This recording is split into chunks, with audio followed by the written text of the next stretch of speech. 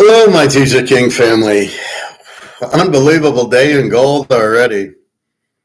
I woke up to a nice $100 increase, and it's staying there. 10 o'clock didn't hurt us.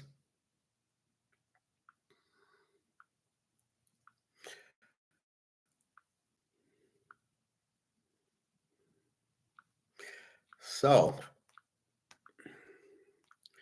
it's a weird pattern. I'm going to show you this pattern.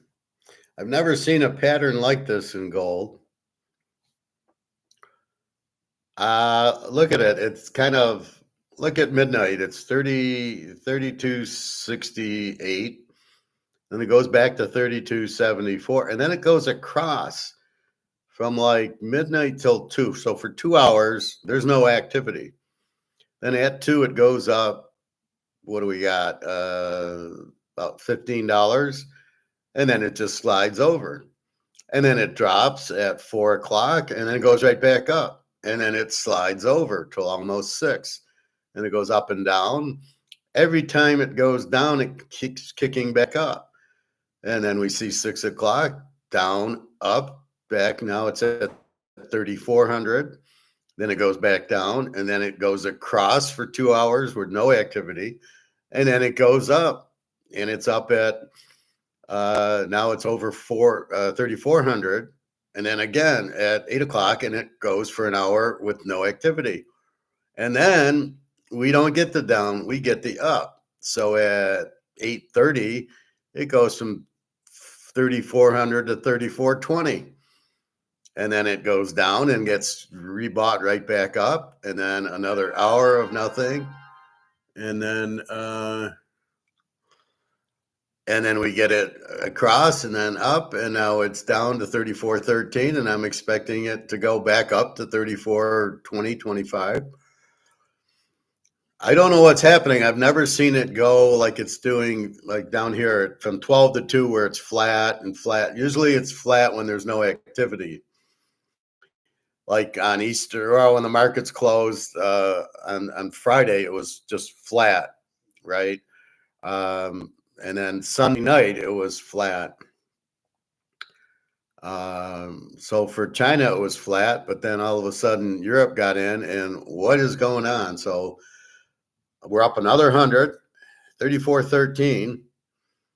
And look what silver's doing. Now let's see if silver's activity is the same as gold. Is it?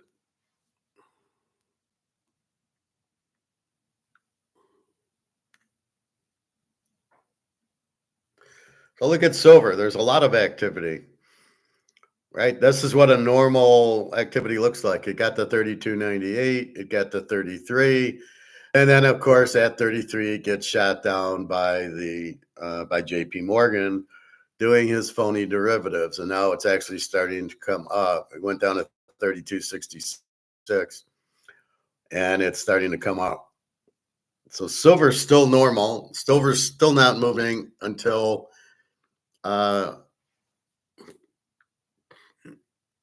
it's still not moving until we get where they have to do Basel III in silver. Right now, it is, they have to do it in gold and take the delivery. The key is taking the delivery, and they're not taking the delivery in silver. So 34.13, it might sit like this for 2 hours, and then that. But silver, you can see, is moving every minute. They're playing their games, but here they're not. And we see 34.13. That's why I laugh when Mark McGuire or somebody makes this, oh, it's going to go to, 3,500, or, and Shane goes, oh, he picked it. Oh my God. In the meantime, I'm saying 20 grand, and, we're just watching it go. Mine's not a prediction. Mine's a fact, because we understand why.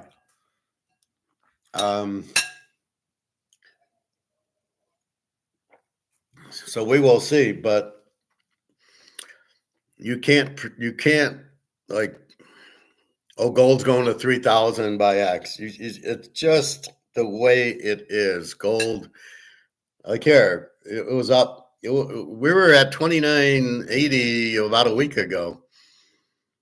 It went right through 3,000, right back to 3,100. Then it went right through to 3,200, and then right through to 3,300, and now right through to 3,400 in days. 1 or 2 days, it's going up $100. There's no stopping it because the demand by the Brics countries to have gold, and that's another thing I wanted to show you. There's now 40 countries in Brics, and roughly 200 countries want to use the Brics gold-backed stablecoin system. I assume the coin's going to be real and it'll be backed by gold. I assume. I don't know yet, but I do know that's their intent, is the stable coin backed by gold. With that said, we now have $3,400. So if I wanted to buy gold today, it'd cost me $35.20, and it's not open, so I can't even buy it from my guy. He's closed on Mondays. Just crazy, right? So as I said, you get out of Bitcoin and you buy gold, you would have done well.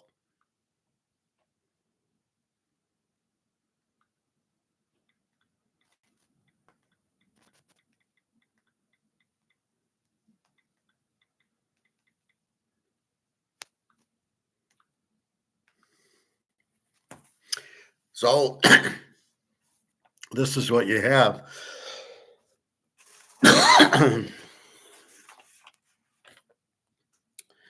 You just keep going with it, and that's why people are getting frustrated with silver. It's not Basel III yet, like gold. And you can see what happens when gold hits Basel III. Look at it run from 2,000 to 3,400.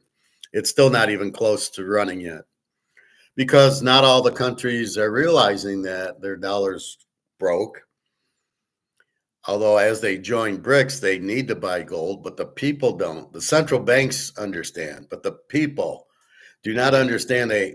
Gold is a need, not a want anymore. They don't understand that. This is mostly probably central bank buying, not individual me and you buying.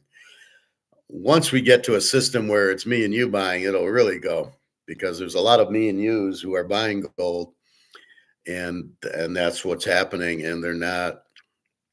Let's see what Bitcoin's doing. Bitcoin that we can't see is at 88,158. Again, what is it? Let me see Bitcoin. Oh, you can't show it to me. Oh, okay. Yeah, we get the Madoff people all over the place. All right. So I would have been on earlier, but I'm trying to do seminars and teach gold, and I talked to my college, and they're all like, they're doing everything virtual now. So I think this is the only way to do it. I got to figure out subscriptions or teaching classes like I do at football where you pay for them. But we'll figure that out. Anyway, so what you have now is the central banks joining BRICS. They're all, I think the tariffs are also forcing this. Now, I'm wondering if Trump's really this stupid, or if he's just playing a game.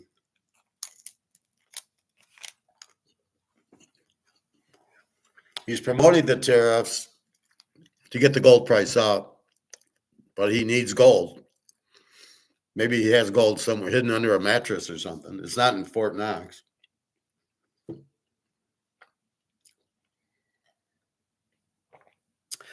I was watching Mark McGuire Alligator yesterday. He was on the Australian As Good as Gold with the two bald guys who wear the toupees.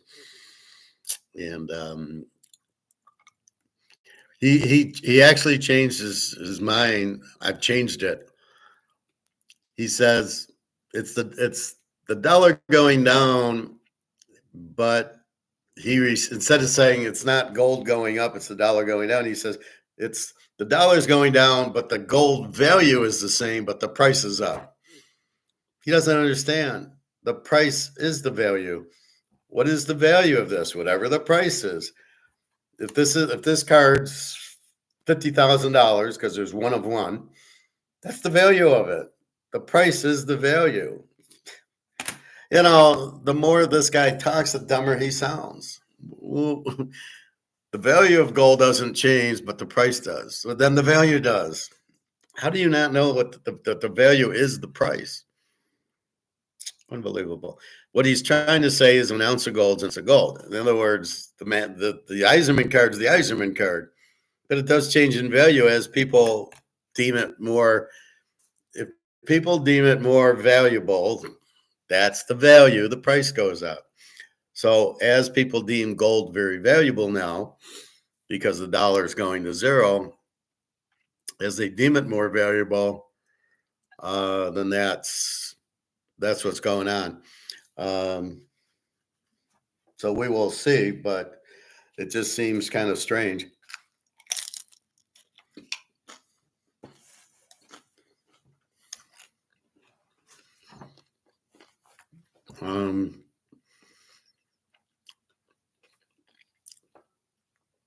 But that's what price is. It's value. Or how else do you determine the value of something? How do you determine the value of gold if not the price? Poor alligator, he's so trying to sell his substract, and the more he talks, the dumber he sounds. I might look into this substract thing too. I guess it's like a subscription. I don't know. I got to reach more people. There's too many people going to get killed on this that have no idea. My friend with the 401k, what's it worth now? 200,000? It was 500. Is it worth 200,000?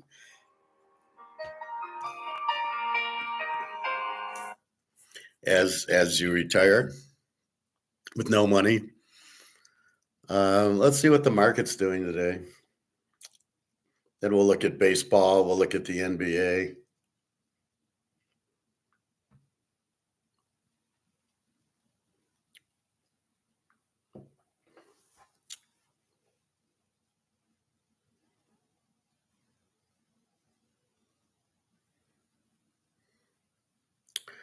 The Dow's down $1,000 today, down to 38,076. So it's starting to lose its grip on reality. And again, it's really just 4 or 5 stocks holding it up. Apple's down $5 to 191. I don't get Netflix. Why is Netflix so expensive? I don't like it. I only keep it for Money Heist. I love how everybody thinks it's going to be based on these. It's going to be based on the NFL. Oh, they got that, and Prime and Paramount and all those. So Apple, Amazon with their TV shows or the TV, the streaming. There's no value. People aren't running to buy their streaming. Some do, or it might just be connected to cable. I don't know, but people are dropping off of cable. And I'm not paying $125 for bullshit. I got an antenna. I can watch what I want. Netflix gets stale. It's the same movies. I'm gonna watch Batman Begins for the 19th time. They very rarely, they don't have an option. It should be like Blockbuster, where at least there was an option. I want to watch this movie. Okay. And you go and you watch it. Now it's just whatever they have on, and it's okay. I'm done with that one, but I got to watch it again because the choices are slim and none here.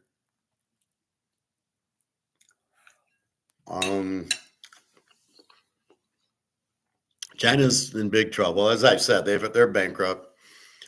So is most of the countries. This tariff thing is terrible. I don't know what prices will do at this point.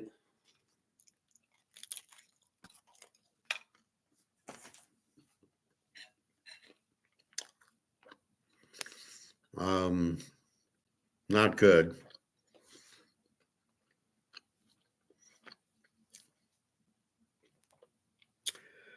Anyway, so the market's down. Bitcoin's up, but why? If somebody can show me what a Bitcoin looks like. I was just talking to a guy, and we're talking about investments. I says, but you got to play most of these like you would gambling, like you're at Caesar's Palace. You're playing blackjack. You start with $1,000, you're up to $2,000.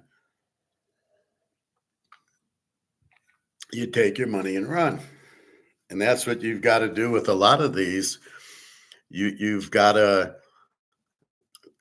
take your money and run, including Bitcoin. See, if you would have taken your money out of Bitcoin at 100 or 90, or even now, you've done moving into gold. Look, you're making all this money on gold. I mean, at 2,000, it's now 3,400, and it's going up and up and up because the demand's there. The key being the demand. So, is there still demand in Bitcoin? Just from Larry Fink and Michael Saylor and the Russian mafia, but otherwise, is there how many are you going to buy at 88,000? How many coins are you going to buy? And then, of course, let me see what they look like.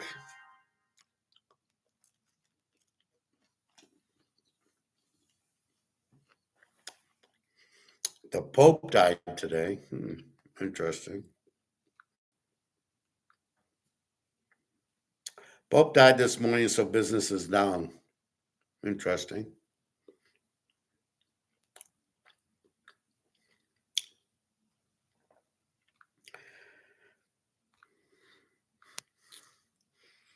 All right. So anyway, that's what we have. It's all supply demand, and the Keynesians trying to get involved, but they screw it up. But what you're looking at is the supply and demand for Bitcoin. And again, in gold, it's more central bank buying than me and you buying. But that's Comex, where Comex price fixes it, right? As I showed you Eddie Murphy the other day on Trading Places. So gold is like that. Bitcoin's not. Bitcoin, I think it's more as people buy and sell it. But you have big whales buying it, and little whales, little guppies buy and sell doesn't register. So again, they're trying to buy it. The tariffs, they're trying to get out of the stock market, and they're buying Bitcoin's a big mistake. Again, it isn't real. So I'd love to talk to somebody on Bitcoin. Why are you buying it? It's not real. You don't even know what it looks like. How can you say they're limited to 21 million when you can't even see or feel a Bitcoin? It's not a coin. It's bit air. So how do you know what it is? How do you know how do you value air? Just seems crazy. All right, let's get into baseball. Had a pretty good day yesterday. A lot of W's. Well, as we're passing by gold, 34.13. Hasn't moved. Again, it's a really weird pattern today where it's doing up and then it just goes across and up. It's not where if it goes down, it goes right back up, where silver's doing the little dance that we're used to seeing.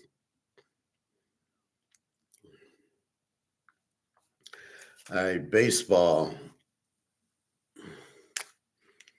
Let's look at yesterday's, and then we'll look at basketball, see how my little theories are working. Let's see, anything new? If I were in the Steelers, shouldn't wait for Aaron Rodgers. Well, I would wait for Aaron Rodgers. All right, Major League Baseball. Scoreboard. Shit, there's a game on already.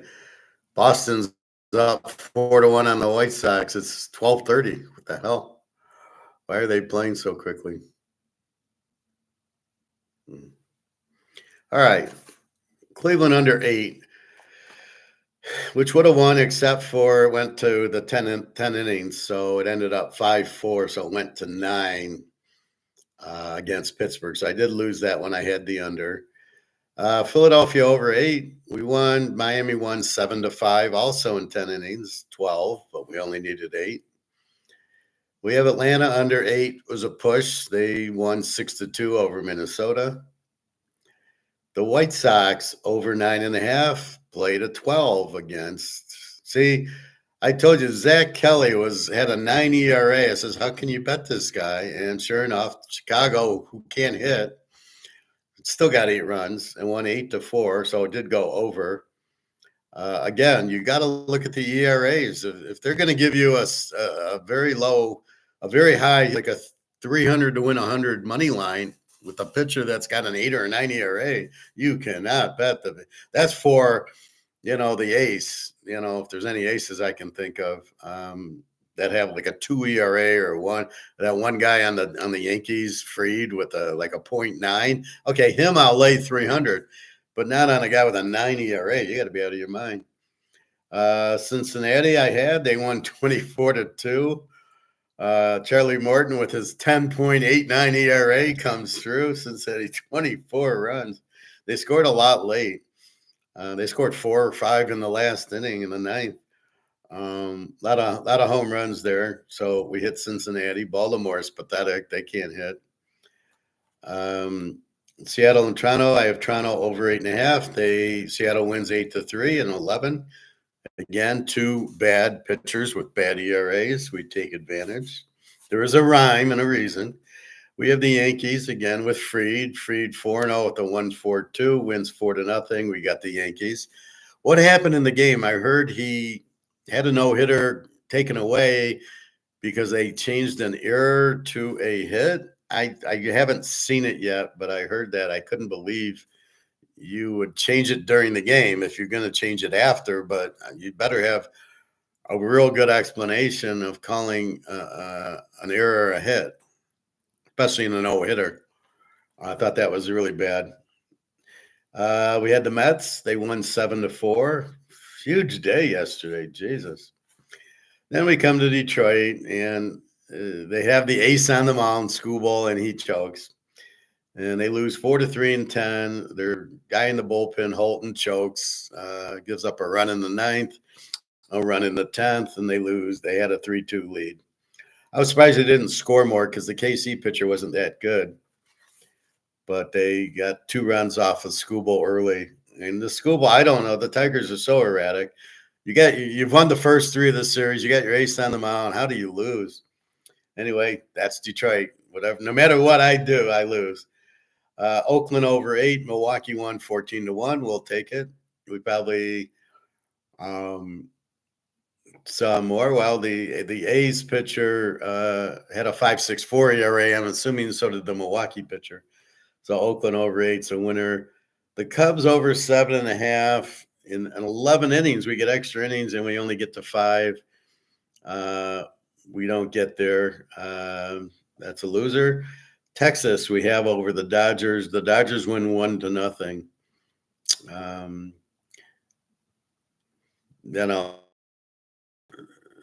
Not much you can do there. It must have been a pitching thing. Washington, Colorado, I have over 10, and it's 3-2 Washington. Then I go to the 49ers over 9, hit 9. The Angels win 5-4. The winning pitcher is a 9.64 ERA, and we only get 9 in the game. So another push. We have San Diego. They beat Houston 3-2. Dylan Cease. And then Washington in the game, the next game against Colorado is 3-1 Colorado. What happens in Colorado? Where's all the runs? They normally score 15, 20 runs a game. 3-2 in a 3-1 game against Washington. I guess Jalen Daniels must have been off yesterday. So a huge day for us yesterday. So maybe we're getting there.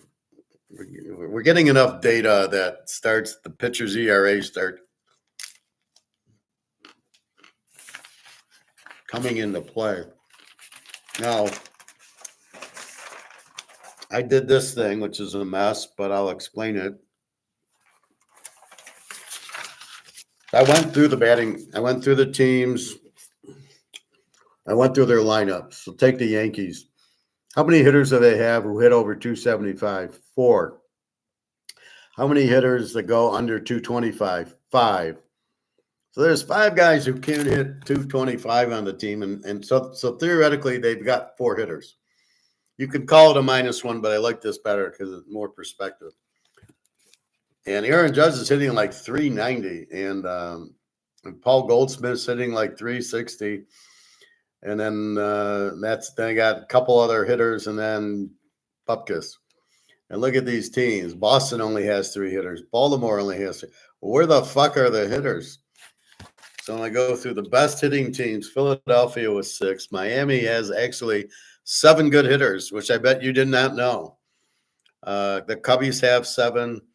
Cincinnati's got 6. San Diego's got 7. Texas has 6. Detroit has 6. Tampa 5. It's good for the Tampas, the Detroits, Philadelphia, where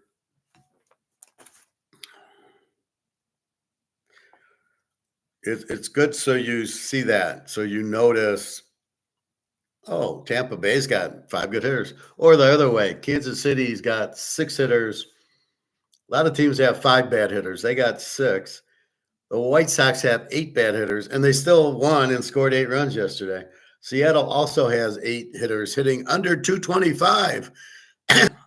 What kind of lineup is that? What kind of GM? How does the GM keep his job? Yeah, I got a bunch of guys that can't hit.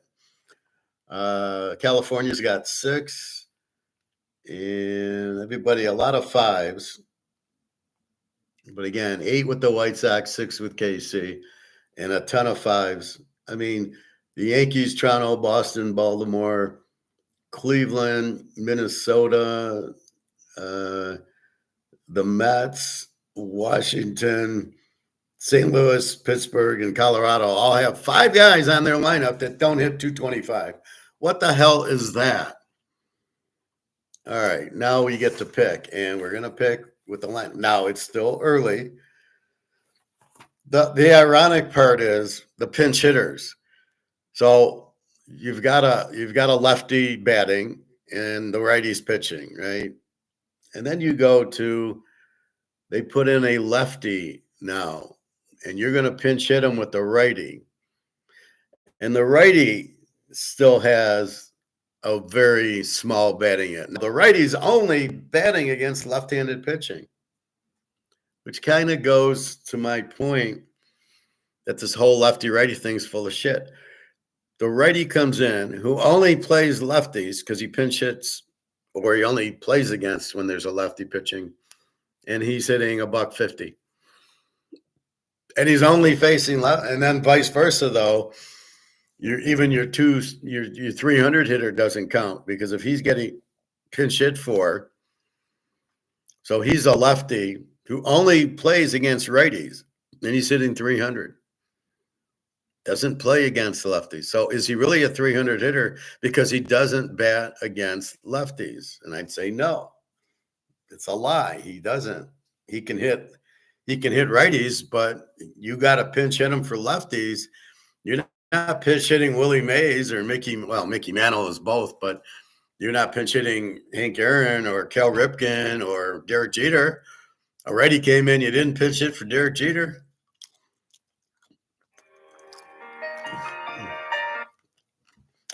All this spam shit. So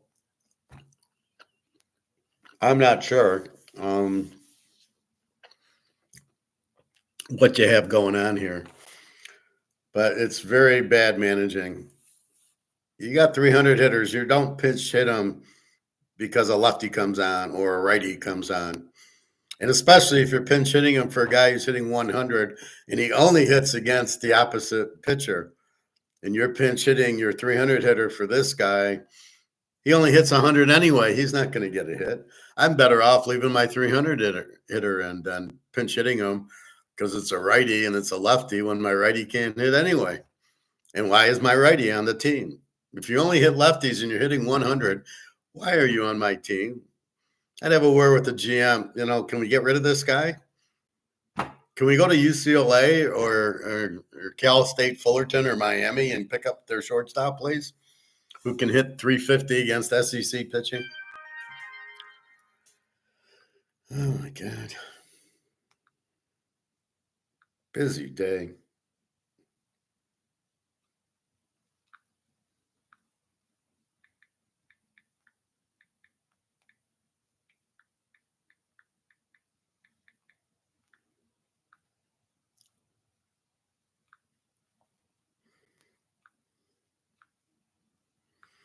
All right, so let's go through. Try to pick baseball today. Well, Boston's 4-1 over Chicago in the sixth inning. Chicago, as we know, has 8 hitters who can't hit 225. So we can see why they only have one. Again, it's in Fenway.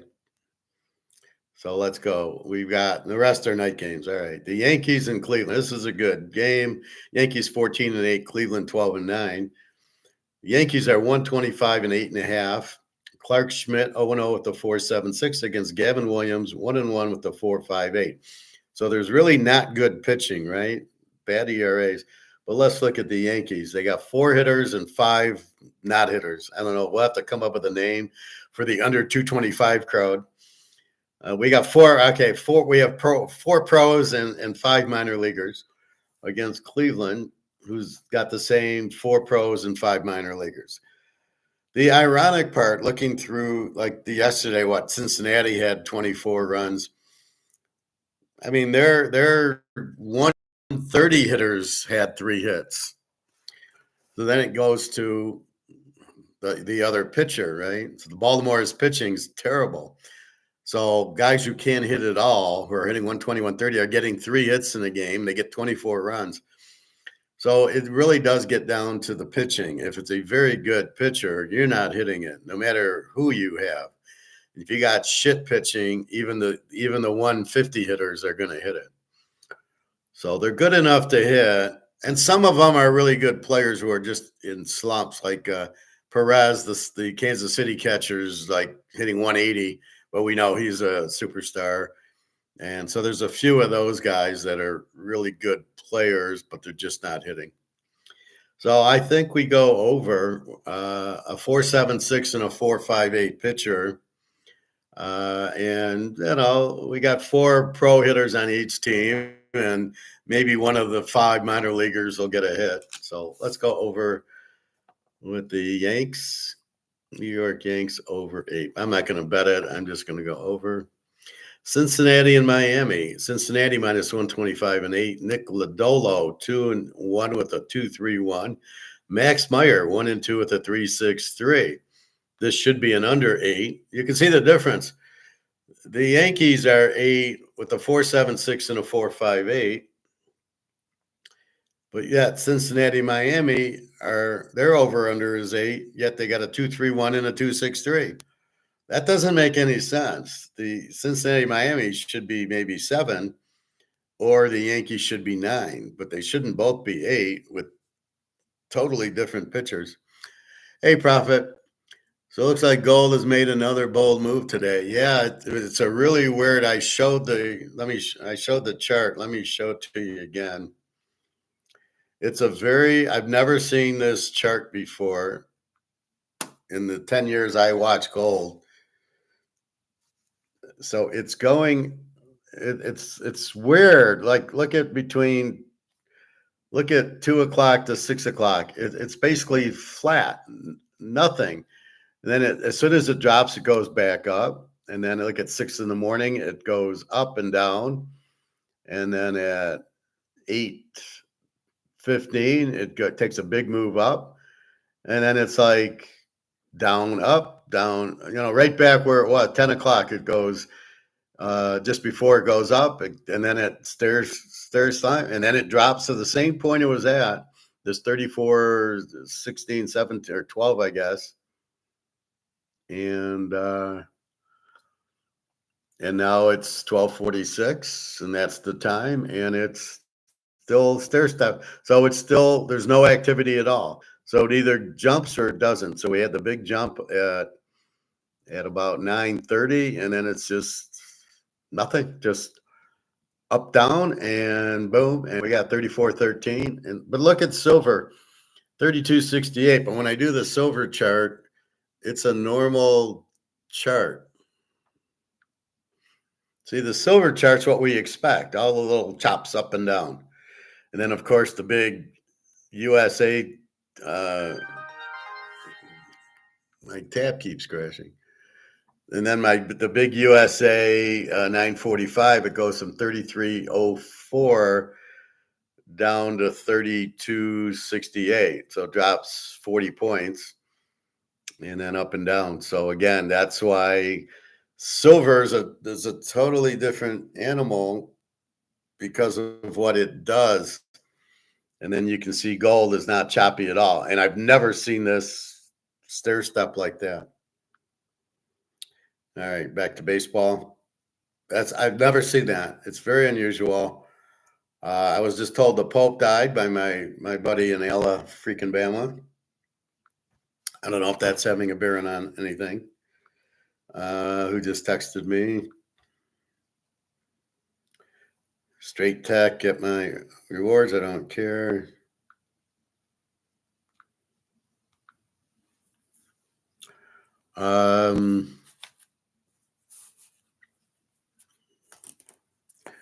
All right. So Cincinnati. So with these low ones, let's look at Cincinnati and Miami. Cincinnati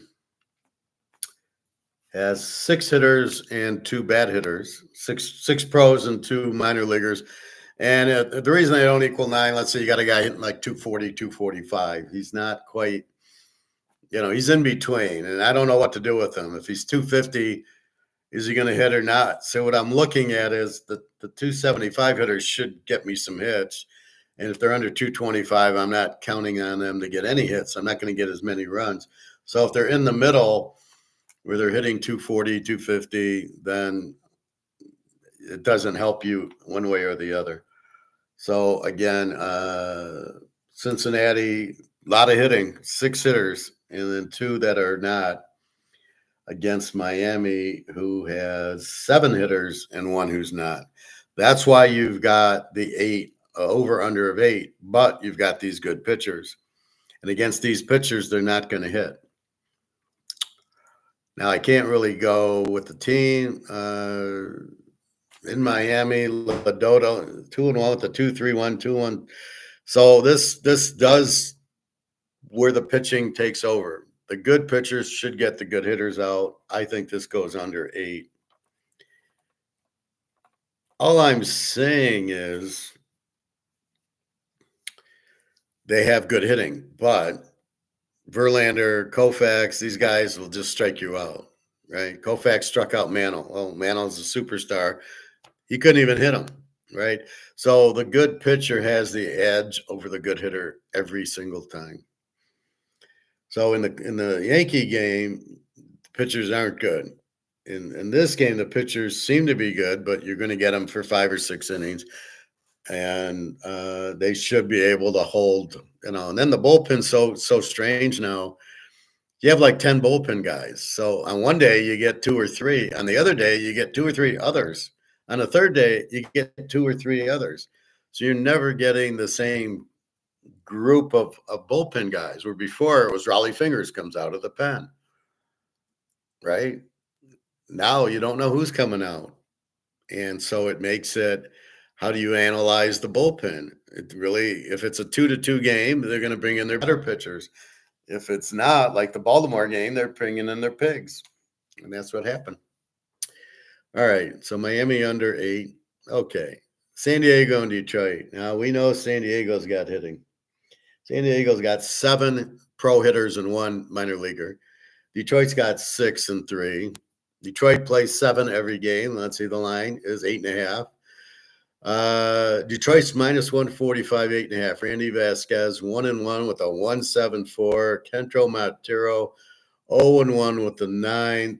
I'm taking San Diego, and I'm going 2 units in this game.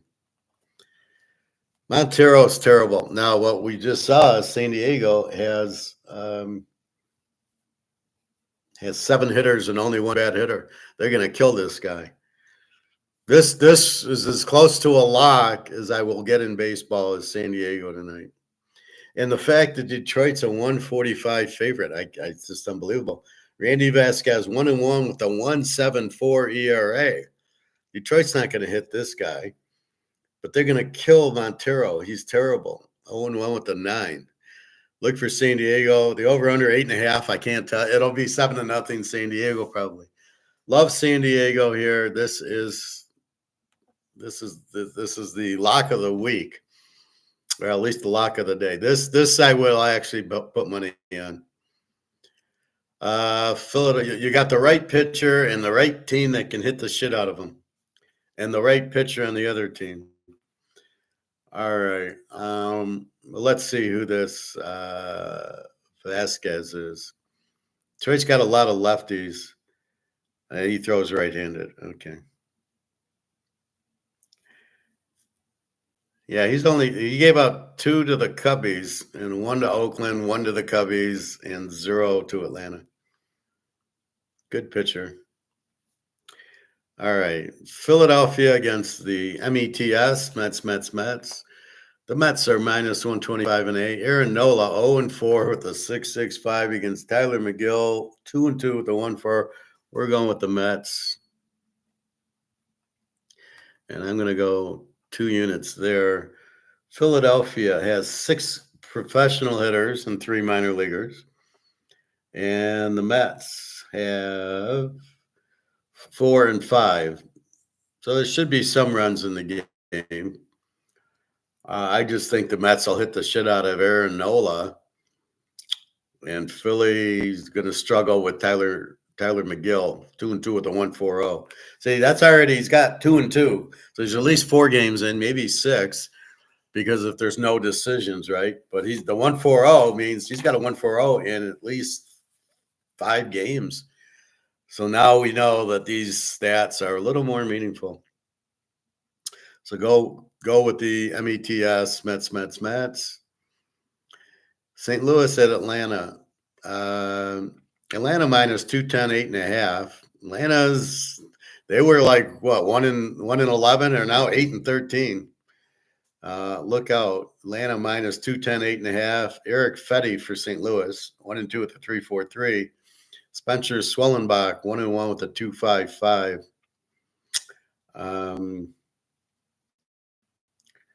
Let's see, St. Louis, 4 pros and 5 minor leaguers batting, and Atlanta is 4-2 now. So they got rid of their 200 hitters, and now they got pretty good. So Atlanta, St. Louis, yeah, I'm going to take Atlanta here. No bet, but I'll take them. Toronto and Houston. Houston minus 147.5. Kevin Gausman, 2-1 with the 2.49. Hunter Brown, 2-1 with the 1.50. We're going under here. Under 7.5. Now let's check if we want to make a bet on it. Houston, only Altuve, who he was hitting 210, is now hitting like 310. And 4 bad hitters. They don't have much hitting there. And Toronto has 4 hitters and 5 bad hitters. So this is I'll make this 2 units. I don't know, where did Houston's hitting? They lost Bregman. You thought they'd have another guy there. And our last game, Green Bay against the 49ers. Always a colorful football game. Milwaukee 12-10, 49ers 14-8. 49ers minus 135.8. Quinn Priester 1-0 with a 0.9. Wow. Robbie Ray 3-0, but a 4.19. We look at Milwaukee, 5 hitters, 4 bad hitters. San Francisco, 3 good hitters and 5 bad hitters. So they don't really have a lot of runs. Milwaukee, again, this is a game that could go either way. I got to go Milwaukee with a 0.9 ERA, but I'm not going to bet it. So I actually found 3, and that's it. I don't know, what is it, the day after Labor Day or the day after Easter? So we got the Yanks over 8. Oh, yeah, and the first game was Boston-Chicago. Let's see how we would have played it. Let me go through. The Yankees over 8, Miami under 8. Again, the difference is the pitchers, the 4 ERAs against the 2 ERAs. San Diego, 2 unit. That's our lock of the day, which we haven't had yet. This is our first one against the Tigers. We got the Mets for 2 units. So let's make San Diego 4 units. Let's play it the way it should be played. The Mets, 2 units. Atlanta, Houston under 7.5 for 2 units, and Milwaukee. So San Diego, The Mets and Houston under are the 3 plays. Let's look at Boston, Chicago. How would we have played this game?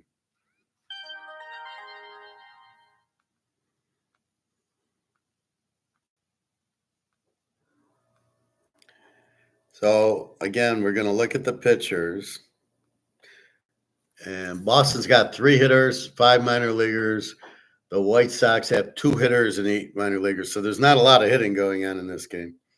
Pitching, Jake Cannon, 4.81 ERA. In Boston, Walker Buehler with a 4.23 ERA. So, but because teams can hit, I don't know. This probably would have been an over. Well, does it have a line? Sometimes they give the pregame line. My guess would be 8.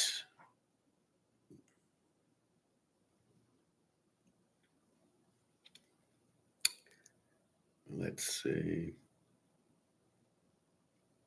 It was 9. I would have went under 9. Even though the pitchers are 4, I don't have any hitting here. And the score is 4-1 in the bottom of the 7th. Well, obviously, knowing the score, they just scored, I think it was 3-1, 4-1. Based on the pitchers, 4 ERAs. Based on the hitters, Boston with 5 minor league hitters, and the White Sox, who are the worst team, with 8. You probably could have bet Boston, depending on what that line was. So that's my new wrinkle now. So I go into the game, but then I go through this and I say, oh, look, here's good hitters and here's bad hitters. And look at all the bad team. Boston, only 3 hitters. Detroit has 6. Cleveland with 4. KC only. Minnesota's got 1 hitter on the team. Now, Buxton's not hitting. He's in the under 220s, but we know he's a good player. And that's where you kind of get the difference.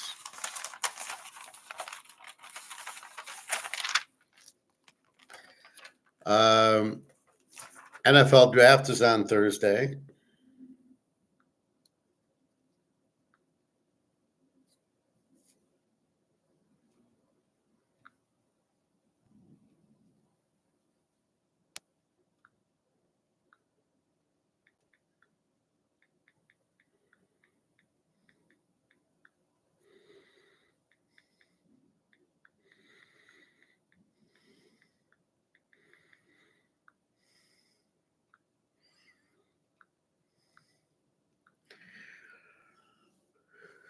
So in the NFL draft, and I got to look up one other guy. I looked up Pavia. He's not in it. I got to look up Haynes King from Georgia Tech. I would draft that quarterback in a heartbeat. I know he played 2 years. I don't know if he's going to play as a senior or he's coming out. Excellent quarterback. Prophet, why are the Red Sox playing so early today? I think it's they ran the marathon today. And it's like a special day, and they do it. It's in April, and it's I don't know, American something day, and they always start at 12. And it's very common that they do that. It's always in April.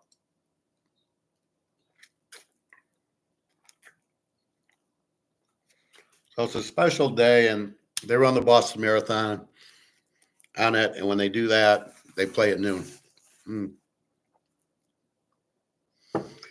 But that's very common.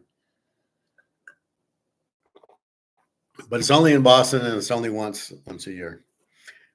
All right, NFL. I keep crashing. So let's go to the NFL.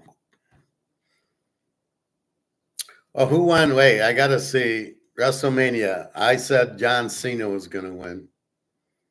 WrestleMania 41. John Cena beat Cody Rhodes. There you go. There you go. I picked a fixed game. Well, I do it with football all the time. Amazing.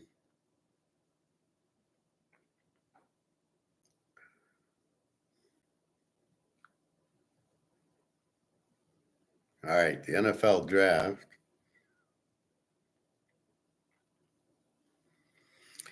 Quarterbacks headed by Ward and Sanders. Not on my list. Quarterbacks headed by McLeod and Gabriel and Morris. Tyler Shaw, Dart, Prime Jr., no way. Will Howard would be. Maybe he could start. He's he'd be a good backup on like Philadelphia, let's say, or even for Mahomes. Will Howard certainly good. He can run a little, but he's certainly good. He did lead Ohio State to a lot of wins and a lot of points. And more impressively, he led Kansas State. Very good. Seen as the guy I even recognize on that entire card. Yeah, I mean, I don't watch wrestling anymore. But I did recognize Cena. There was no way Cena was not winning over whoever this Rhodes guy is. Probably Dusty's kid. I'm surprised Ric Flair isn't wrestling. I was watching something on Ric Flair on YouTube, but it was like the bad Ric Flair, and he owed money to everybody. Constantly didn't pay his taxes, had outstanding debt on loans that he didn't pay back, and no wonder he drank all the time. Anyway.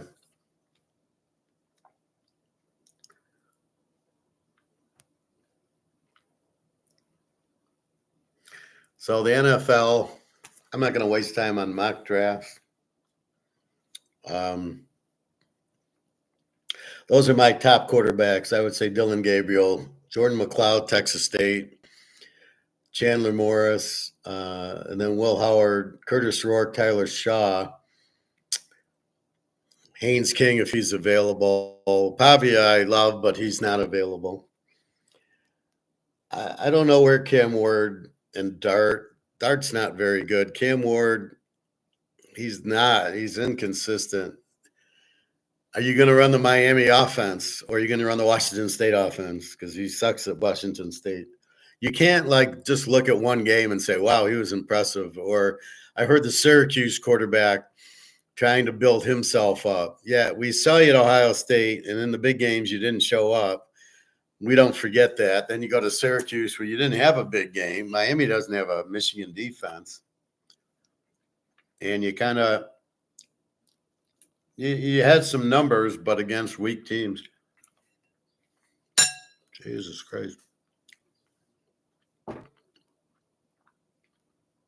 So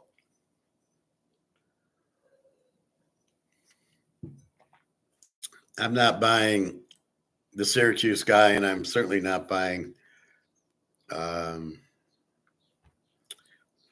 Ward. I mean, forget that. I mean, he's nothing good anyway.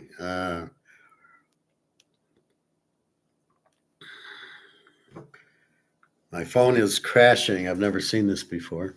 Probably have too much open. I don't know. Maybe it's a memory.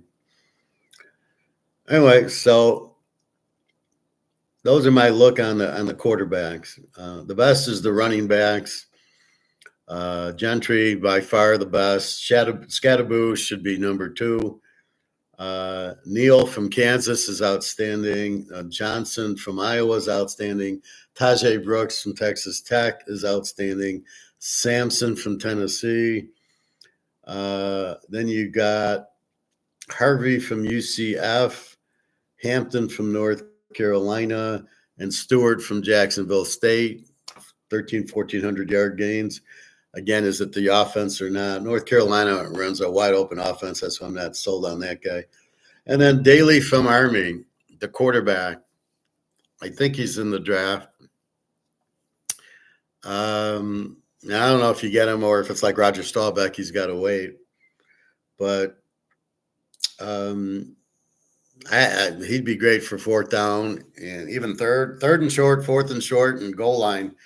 I would just bring in Daly. 34 touchdowns. I mean, that guy just unbelievable, right? So he's going to he knows how to find the holes. That's the key. There's a guy running back at Ohio State, Jim Otis, in the late 60s. And Woody Hayes said he's the best touchdown guy I've ever seen. He can find a little hole. In other words, he doesn't run into the stack. He kind of gets through it and he sniffs the goal line out. And that's what this Bryson Daly reminds me of. 34 touchdowns playing for Army.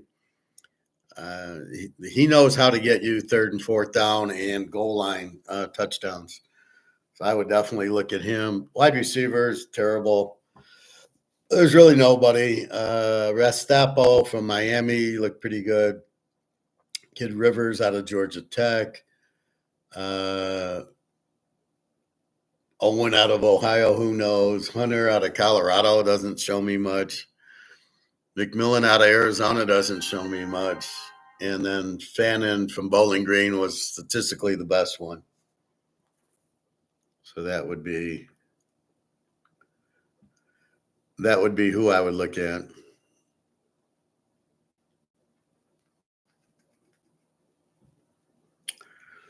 But really, it's a week. There's some defensive linemen. The kid out of Tennessee, Pierce, I think should be the first one. Then you have some guys out of Ole Miss who were outstanding defensive linemen who scared the shit out of you when I was watching my Georgia, and I think Georgia played Ole Miss or Alabama, and they just shut you down. Texas, I'm always leery about. Their guys never do anything. Georgia, I get. There's 3 or 4 strong defensive players from Georgia, but what else is new? Profit. Let's hope the Raiders follow through here and take Gentry in the first round. Well, what I would do if I was the Raiders and you got Brock Bowers, I would go after Dylan Gabriel. And then I would go after Scatterbrew, Neal, or Johnson in the second round. And then you'd be all set. You'd have your quarterback, your tight end, and then your running back. Because you're not going to get – well, Gabriel you might get in the second round. Maybe you take Gentry and then Gabriel. But I think I need the quarterback to throw the ball to Brock Bowers first. And there's enough running backs that I can get one of the 3 or 4 after that. That's kind of how I would look at it. Otherwise, it's a very weak draft. This is one I might trade my picks for next year. I would go after Pavia next year. But, of course, he won't be a first pick because he's not tall enough or whatever bullshit they'll find on him. I don't get this Cam Ward thing. He's not that good. I guess they didn't watch him the last 2 years of Washington State where he wasn't that good. Yeah, Gabriel. See, Oakland can take Gabriel. They can take Will Howard. They can take – I'm not sure if I would take McLeod at Oakland, but maybe Tyler Shaw, Curtis Rourke, definitely from Indiana. That's who I would take at Oakland. Curtis Rourke looked very good at Indiana. I mean, there was a reason they won every game but one. But Will Howard would step right in, and Gabriel would step right. That's what Oakland needs, more of an experienced quarterback. Gabriel is only projected as a third-round pick. Well, by who? What idiot's projecting him as a third-round pick? So is Joe Montana. He was a third-round pick. And, oh, yeah, by the way, Tom Brady went in the 7th round. You can't go by that shit. And I was watching the draft day, and the kid was projected number 1, but he lied about his birthday party. I don't remember. He didn't know to lie or not. So they said, did your teammates attend your birthday party? Should have been an immediate, of course. And as soon as he hesitated, means it's a no. That's how you tell people lying based on the question. At the hot tub where I go to the gym, the kids, for some reason, they let 11-year-olds in the pool with their parents, otherwise 14. and you'll ask the kid how old they are, and you see them hesitate. No, you're not. You're not old enough if you're hesitating. And then some kids look like they're 5 years old. And I'm 12. And then I go, yeah, if he's 12, I'm 12. Yeah, sure he is. Anyway, so that's what we got to look at. I did my unemployment today, and they didn't pay me. They have to do some checking on something, which I don't know. I'd have thought all the checking was done. And now they want the website. They don't understand when you go on Indeed and you apply for General Motors, you don't go to the General Motors website. You tend to just do it on Indeed. So I don't know. I'll have to put Indeed.com or whatever. Although they told me not to, but I don't know what the website is. Anyway, we'll see. So they're holding it up, but I think they're holding it up to check with the contract house from Tenneco, not the company I just applied to, which I thought they already verified that. Anyway, we'll see. If we got to wait a week or two, fine. I thought I got it. I got the determination, but I don't know what's taking so long. They don't want all this bullshit, all the fraud. Thanks to the doggy team, I'm being held up. What else? NBA. So yeah, the draft's Thursday. I don't know. It's 3 hours to do one round. I don't understand why people go to the draft. To me, that's like the Bitcoin people. What do you see about Bitcoin that you can't even see it? What is it? Why would you go to a draft? Just who drafted? Oh, okay. These are the teams that drafted. You know, I would never, ever go to a draft. What a waste of time.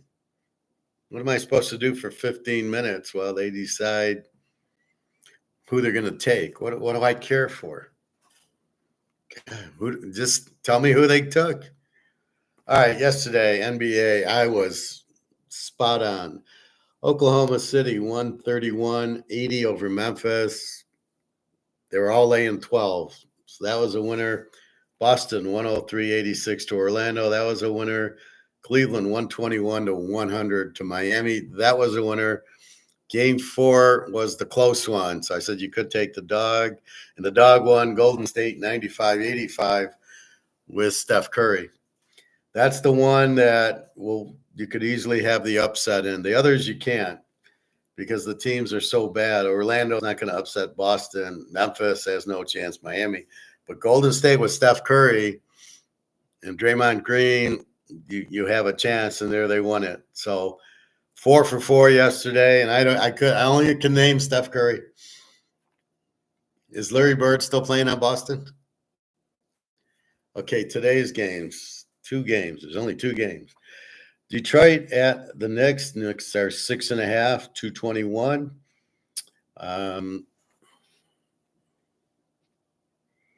Let's see what Saturday's game was. The Knicks won 123-112. So it was a 235. Detroit shows no defense. Minnesota had a decent defense. Denver and San Diego and Indiana had a decent defense. Okay. Yesterday, Oak City gave up 80. Boston gave up 86. Golden State held them to 85. And then Cleveland, Miami got 100. So Detroit, New York 6.5. I like New York laying the 6.5 and probably over 221. But I would take New York minus 6.5. They can't afford to go 1-1 with the Pistons. The bet on the Pistons would be game 3 but they're not even very good to bet. They're a terrible team, 44-38. I don't know who this Richie Cunningham is on the team, but I guess the Knicks at 51-31, you just bet them out. So game 2 tonight, take the Knicks, lay the 6.5. San Diego and Denver was a very tight game. They're both 50-32. This is like a take the dog. Again, San Diego is 1.5, 218.5. I would take Denver here as a home dog. You can't make San Diego. Denver won at home the first game, and they have to win this game. And then you take San Diego at San Diego. But here, you got to take that. They can't go 1-1 and go to San Diego. So this is I would bet San Diego is the dog here because they're down 1-0, but you can't make San Diego the favorite. Now I got a home dog in Denver. I got to take Denver here.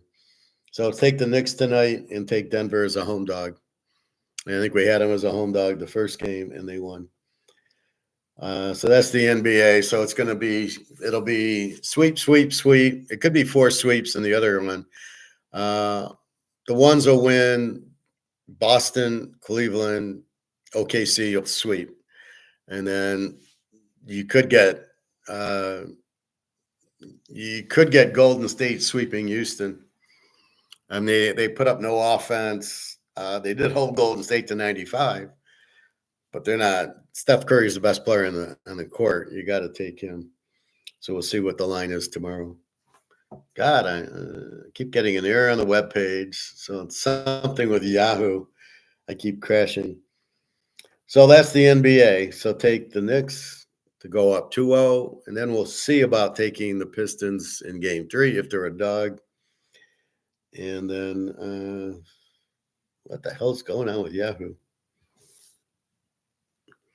And then this is just simply the Clippers in Denver. I just like the dog, but if you're going to give me Denver, if you're going to give me a home dog in an NBA playoff in a 4-5, that's ridiculous. Denver should be a 3-point favorite, 4-point favorite, getting 1.5, and they won the first game. So I would go with Denver. So again, as I tell you who to listen to, who are you listening to, Prophet? This is Gabriel is a 3rd-round pick. What does he know? Half these idiots don't know anything. I think Gabriel's a 1st-round pick. I think he's the best quarterback in the draft. He looked good at Oklahoma. He's good at Oregon. What is it that you would want? So that's my point. I would take that. And he's got good experience. You know, they were good at Oregon. They were the number 1 team. But that's why I'm looking at Will Howard. He did beat them, and he did very good in the playoff. So I think Will Howard is well undervalued, and Cam Ward, I think, is way overvalued. Cam Ward, he can throw. He's not a Richardson or Lamar who can only run. He can throw. But I look at Cam Ward. He lost to Syracuse. I mean, they scored a lot of points, but he lost the game. And Will Howard won the big game. So I think Will Howard should be also a very high guy. So I think it's Gabriel, McLeod, and Howard. McLeod at Texas State's phenomenal. He's a man playing with boys. He's a really good arm, and he's got speed. He probably won't get drafted because he's at Texas State, but he should. Curtis Rourke led Indiana. They should have beat Ohio State. They got unlucky. It was a rainy day, and the punter dropped the ball, which led to a touchdown. And then there was a punt return. You're gonna blame Rourke on that? I don't know about that. Tyler Shaw is good because he played at Texas Tech. Otherwise, he didn't do great at Louisville. Dart, Prime Jr. didn't. Who did he beat? I mean, you can't look at stats and get all excited like with Cam Ward or even the Syracuse quarterback who sucked at Ohio State so bad that they got rid of him. And he's trying to make it sound like, well, you can't look at that. That was a learning experience. Yeah, we learned that in the big games you don't show up. That's what it taught us. Twice you lost to Michigan. That's what it tells me. Why do I always bring up Michigan, Ohio State? Because it's the barometer. I wouldn't draft either of the Michigan guys because they didn't play in the Ohio State game, the tight end or the cornerback. They're all big on the cornerback. Where was he against Texas? Where was he against USC? They were going up and down the field on him. So I'm not buying that. But yeah, if I was Oakland and I'd get Gabriel or Howard, I'd be very happy. Uh, Much better than Joe Flacco. I mean, look at they keep retreading Joe Flacco and even Darnold. Like, he's not that good. Seattle's not going to do anything. Geno Smith sucks. I still don't understand Geno Smith. He's not a good. How much has he won? I mean, look at Seattle last year with you had DK Metcalf, and you couldn't win with DK Metcalf. And then the big games near the end against the Rams and the Niners, they didn't win. So I'm not buying him either. All right. Back to some economics.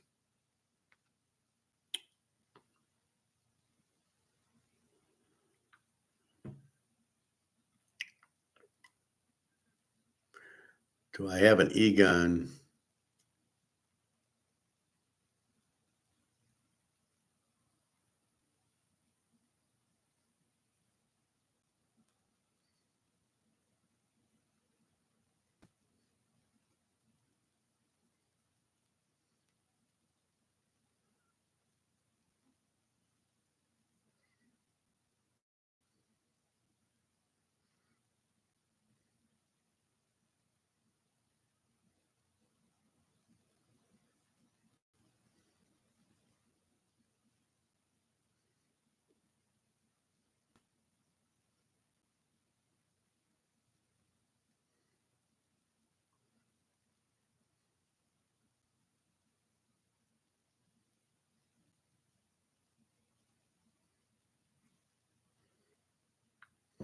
Well, let's see.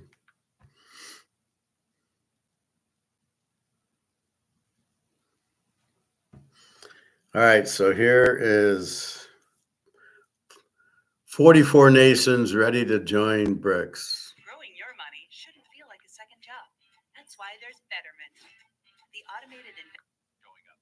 Some for the calling it next year, not someday. This year, 2025. 44 countries are lining up to join Brics, and the momentum feels less like a trend and more like a tidal wave. This isn't diplomatic chatter. This isn't idle speculation. 23 nations have filed formal applications. Another 21 have made their intentions crystal clear. The latest to step into the spotlight? Vietnam. And their message wasn't cloaked in caution. It was loud, direct, and unmistakable. We're ready. We want in. With that, the count hit 44. 44 countries making a deliberate move, not just toward Brics, but away from the West. Away from Western-led institutions. Away from the dollar's grip. Away from a world order where the rules are written by a few, and the rest are expected to obey. But why now? What triggered this sudden sharp pivot? To understand the gravity of what's unfolding, rewind Trump, to the second obviously. week of April 2025. A brief statement from Vietnam's foreign ministry hit the wires. In just a few words, it sent shockwaves through certain parts of the world, and was conveniently overlooked by others. Vietnam's declaration was more than symbolic. It was a signal. Brics is no longer just expanding. It's becoming a pole of global power. This isn't a slow evolution. It's an avalanche. One declaration after another. Countries stepping out of the shadows, aligning themselves with a bloc that feels less like an alternative and more like a revolution. By the numbers, 23 formal applications, 21 nations expressing strong interest, 44 countries poised to switch tracks, and this isn't happening in a vacuum. July 7th, 8th, 2025, Rio de Janeiro, the 17th Brics Summit. Normally ceremonial, but not this time. This one could change everything. Insiders are calling it the most consequential meeting in the alliance's history. On the table, a sweeping expansion. Structural transformation, a unified voice in global economics. And here's the twist. Brics isn't what it used to be. What began as 5, Brazil, Russia, India, China, and South Africa, we know that. is now 10. The fold now includes Iran, Egypt, Ethiopia, the UAE, and Saudi Arabia. That's the world's most sanctioned country and the world's most oil-rich nation, sitting at the same table, negotiating trade without the dollar. But it's not just who's joining, it's how they're joining. This is no casual alignment. It's strategic, coordinated. Regional clusters are emerging. West African nations applying as a bloc. Southeast Asian players moving in Vietnam's wake. Even Latin American governments, long seen as tethered to Washington, are quietly opening the back door. And here's the kicker. Brics isn't even asking. Unlike NATO, there are no open invitations. No recruitment drives. These 44 nations are showing up. Some for the second, even third time, knocking on the door. Not begging. Demanding a seat. What they see in Brics is simple. Something the West no longer offers. Vietnam's statement spelled it out: a desire for multilateralism, economic independence, and the dignity of being seen as a trusted partner. Diplomatic language, yes, but make no mistake, it was a rebuke, a rejection of imbalance, a challenge to a world where a handful dictate and the rest endure. This wave of Okay, we know all that. July 17th in Rio de Janeiro, Brazil, they will announce the gold back, what is it, the stable coin. That'll be announced, I'm sure. You'll see gold, whatever it does, double from that point on. Hey, Real D, how are you today? I got a lock baseball game going, and then a little bit on the draft, nothing new, and then basketball. I gave 2 picks on the baskets. So anyway, the lock today, San Diego over Detroit baseball. So what does Brics mean? 44 countries. You already have 10. And I know 10 more wanted, so that was 20. And now here comes 40. That means they're not going to use the dollar, or it might be an option. So in other words, if they deal with the U.S., they'll use dollars, and if they deal with the BRICS, they'll use the stable coin. But I think they'll want to use BRICS because there's not all the bullshit. The U.S. puts all these restrictions on it, and Trump bangs the table and all this, and George Soros is now apparently on the U.S. team, which God help us. So I think that's what you're looking at is a lot of trouble with that. So here comes gold, and this is why you see gold just through the roof. We'll take a look at gold before we leave. Up another $100 today. And there's really no pullback because then they have to short it. Again, this is derivative. This is the derivative game, not the free market game. In the derivative world, it's just paper. And nobody's stupid enough to do large derivatives in gold because then they got to cover it. And there's not gold available to cover. Silver, they're still playing the game of derivative, of not covering, of owing 30,000 tons of silver from the last 5-6 years where they've asked stand for delivery and they're not delivering it. And Alligator's wrong. They have to deliver it. That's what stand for delivery means. I want the gold. Doesn't mean you can give an IOU. They might try it, but that's not what it means. You stand for delivery, you get the delivery. So Alligator's really weird. He comes up with these things and he's wrong. And he doesn't explain his view. He says, well, one guy at Sprott tried to get his silver. Well, silver's not stand for delivery like gold is. Tell us a gold story like that.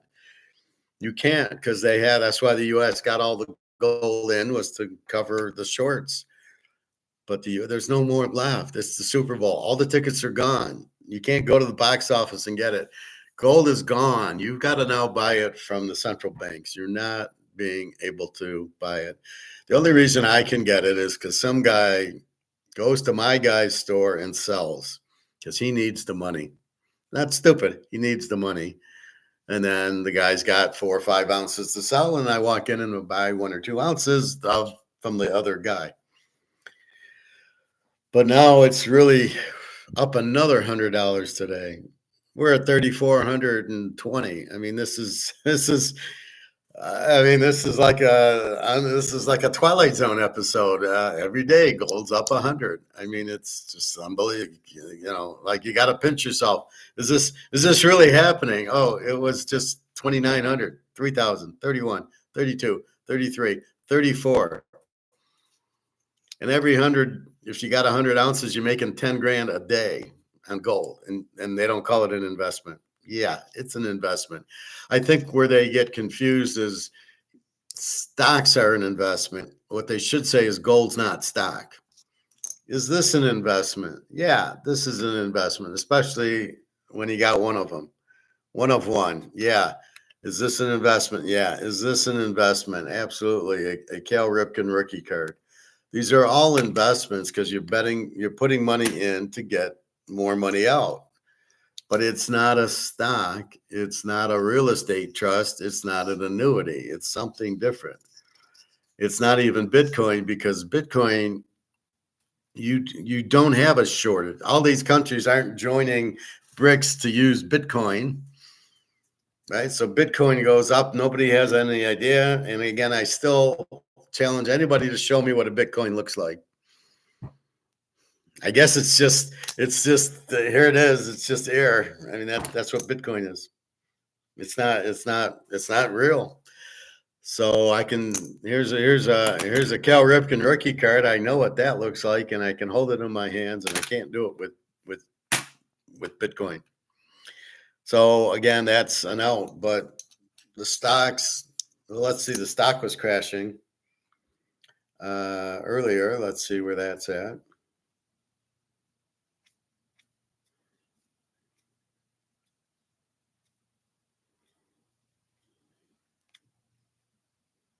Market watch, the Dow.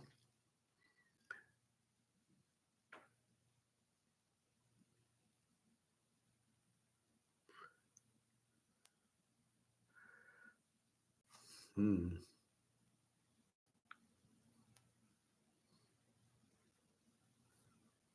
Dow was down 1,000 points. Oh, it's down 1,100. So the Dow's down to 37,000, down another 1,100 today. Was 44,000. Are you sweating with your little 401ks in your IRAs that you say, well, that's my retirement? Okay, how good are you feeling about that as you're watching gold go up $100 a day and you're losing $1,000 in your stocks? You don't know why the market's dropping. I know why gold's going up. It's the lifeboat.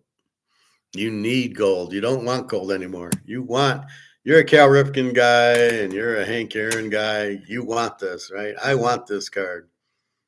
That's a want. You don't want gold. You need gold. You have to have gold. As the monopoly money is slowly going, because idiots like Rickard saying, oh, you can just keep printing it. Okay. Even in the jewelry industry, gold still is at the all-time high. Well, gold, that's the spot price. There's really no such thing as an all-time high in gold and silver yet, because it's always been Comex price fixed. So all you know is, in a price fixed world, gold's at an all-time high. You have no idea what it's at in the real physical world that we live, what the all-time high for gold is. You have no idea. Maybe if we go back to the Romans and ask them what it was. Gold is here. Comex is here. Comex is now 3,400. It's slowly moving up. The demand hasn't stopped. What is this price? You have no idea. And you have no idea all-time high or not.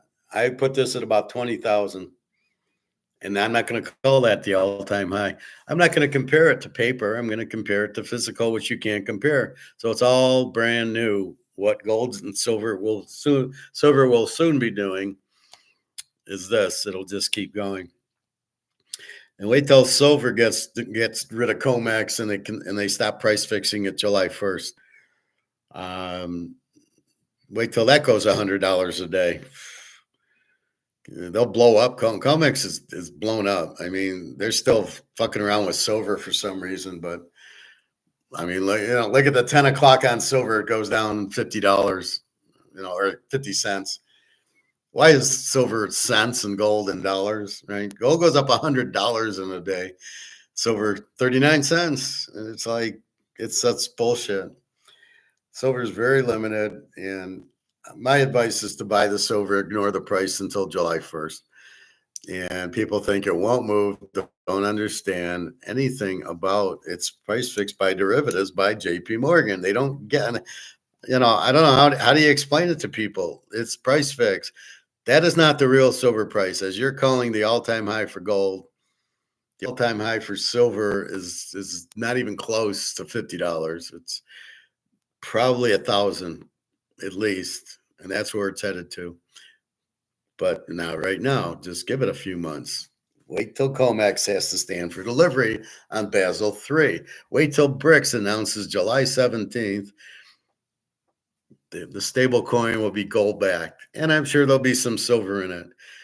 I mean, because they're running out of gold, right? And you can certainly have a silverback coin. So my guess is they'll come out with this gold backed stable coin and a silverback stable coin, because you need to go to the Capitol Grill or you need to go to restaurants or groceries. You need to go there, and you're not going to spend all your gold there. You need silver, because there's a lot of silver to spend, right? Because what else is there going to be? This will be gone, and this is going to be gone. So if these are gone, how much gold is there, even in stable coins, to go to Kroger's, right? To go to McDonald's, well, don't eat there. Go to Wendy's. McDonald's, the food is not even real. It's all poison. Please don't go there. I hear when kids, the mom takes the kids there. I'm like, oh no, don't go to McDonald's. Whatever you do. Why do people still eat at McDonald's? Anyway, that's you're going to need something, and so you're going to use the silver for that. Because again, we don't want to use fake money. We don't want to use this. We want real money. All right. So July 17th, Brics, I'm sure they'll announce stable gold back stable coin. They're testing it now, and now you've got 40 countries. A total of 200 want to join. 40 now, and it's going to be it's going to be the US, Canada, and the UK, the only members not of Brics. So Brics, everybody will join Brics because they'll want the gold. And there's not enough gold, so the gold price is gonna. It's still not starting, and it went up $100 today, and it's still not. It's just beginning. Yeah, you're gonna see. It's just gonna be. Oh, it's at 25,000 today. Oh, it hit 30,000 today. You better get your jewelry now. Gold still is at the all-time high. Well, because it's based on the spot. Do you work in jewelry, Real D? Because that's, but be careful. This is 18 karat, right? Bought in 1995 when I got my master's, and I spent $500 on it, and gold was $250.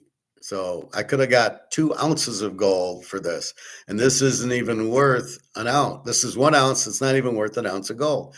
This I can't get 3,400 with. I get 75% of 3,400 with, but I paid 2 ounces of it. I'd have been better off buying 2 ounces of gold than buying this from a investment standpoint. Now, yeah, this is a nice necklace. It represents my master's, so that's why I won't get rid of it. But that's where the problem is. So if you're just out buying gold, a bracelet or a necklace or a ring, you're overpaying, because you're paying 2 ounces for the price of 1, even if it's at 18 karat. Why are you paying more than it's worth? So if you really just want gold for the value, you go go buy the coins. You go buy a 1 ounce eagle, or you go buy a Cougar Ann or Maple Leaf.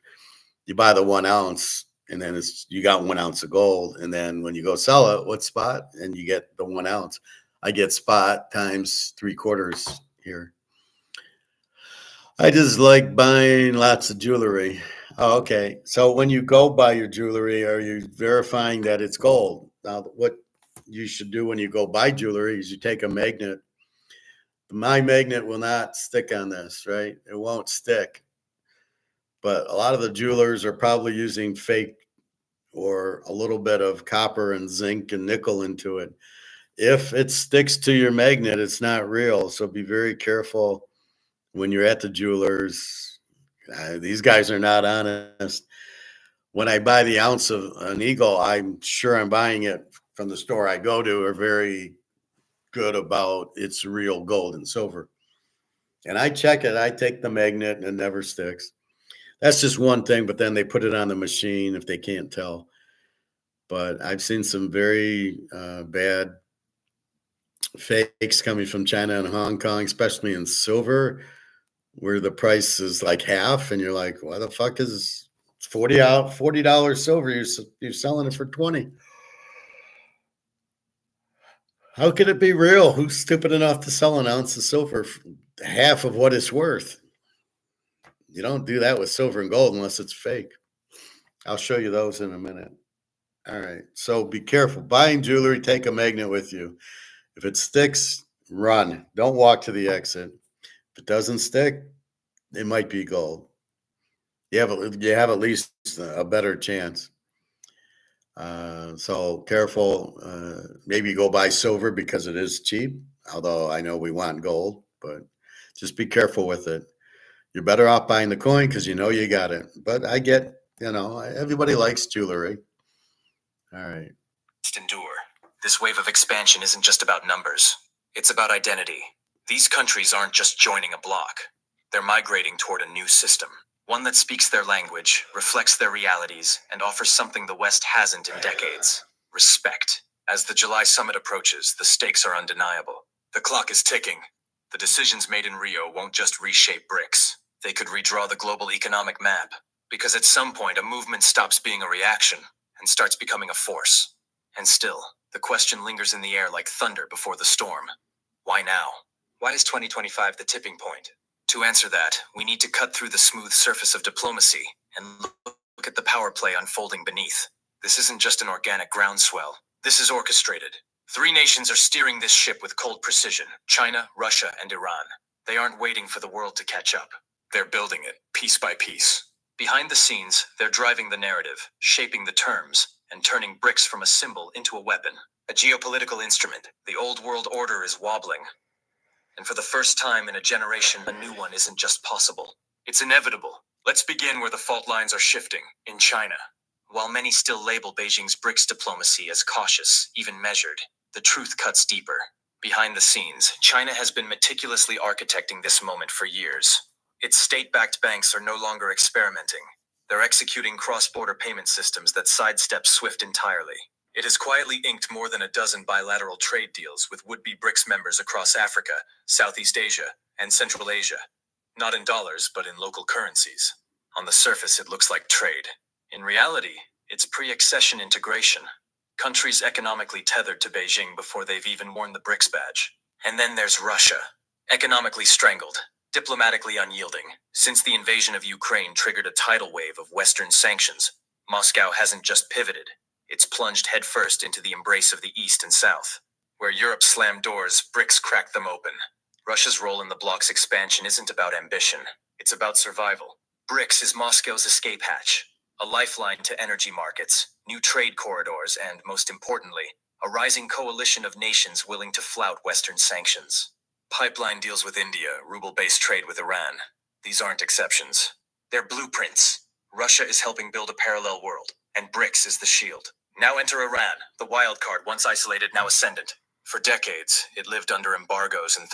If you haven't seen this yet, basically, anyone who lives in a Michigan zip code can now apply to reduce the... To Iran, the wild card, once isolated, now ascendant.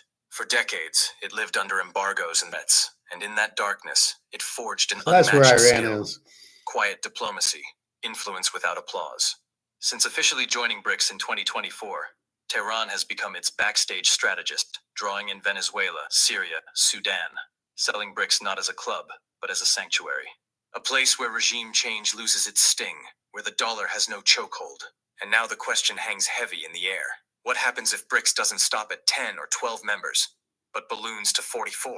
This isn't some diplomatic game of musical chairs, with nations politely... It's going to 159. I don't know what the guy's talking about. Basically, every country will join. I'm not quite sure if Europe doesn't join too. Germany, Italy, France. It'll be U.S., England, and Canada against the rest of the world. And I guarantee you we lose that one. These tariffs are helping force it because I got to go shop somewhere else. You're driving the costs up so high that I can't do business with you. So in other words, I got the Hank Aaron card, right? Now let's say it's a 9. Okay, it looks good. It's in good shape, good corners, good card. All right, so let's say it's 80 grand, and you want to, and then you add this tariff, and now. So I'm going to sell it to you, Real D, for 80 grand. You go, fine. Then the tariffs hit. Now I got to sell it to you for 200 grand. They're like, fuck no, I don't want a 200 grand. I'll give you 80 for it, but not 200. So I can't do business with you. I got to go find somebody that's not going to tariff me and keep it at 80 grand because I'm interested in 80 grand. It's a 1968, by the way. So that's what the tariffs are doing. They're making everything too expensive. So nobody wants to play. Sorry, we're going to take our ball and go home. That's what the US is saying. So therefore, nobody will trade with us. Nobody wants to trade with us. And that's, our only hope is to find gold somewhere because we don't have any. I don't know what. This is why we're the crypto capital of the world. So we're going to do what? We're going to use Bitcoin that nobody knows what it is. Nobody can see it and nobody can touch it. You can't put Bitcoin in a container. Nobody's going to use Bitcoin. It's for Russian mafia to launder their money. Nobody wants to. It's not real money. It's not accepted anywhere, first of all. I guarantee you the gold-backed stable coins will be accepted everywhere. Everybody will take gold. People are just not understanding what gold is, but eventually they will. Really, Professor, you always know this information, even when you study economics back in your early years. That's where I know it from is my Austrian economics from my master's program. I learned it so well. I mean, here's all my notes, right? So I learned it so well that I just know it.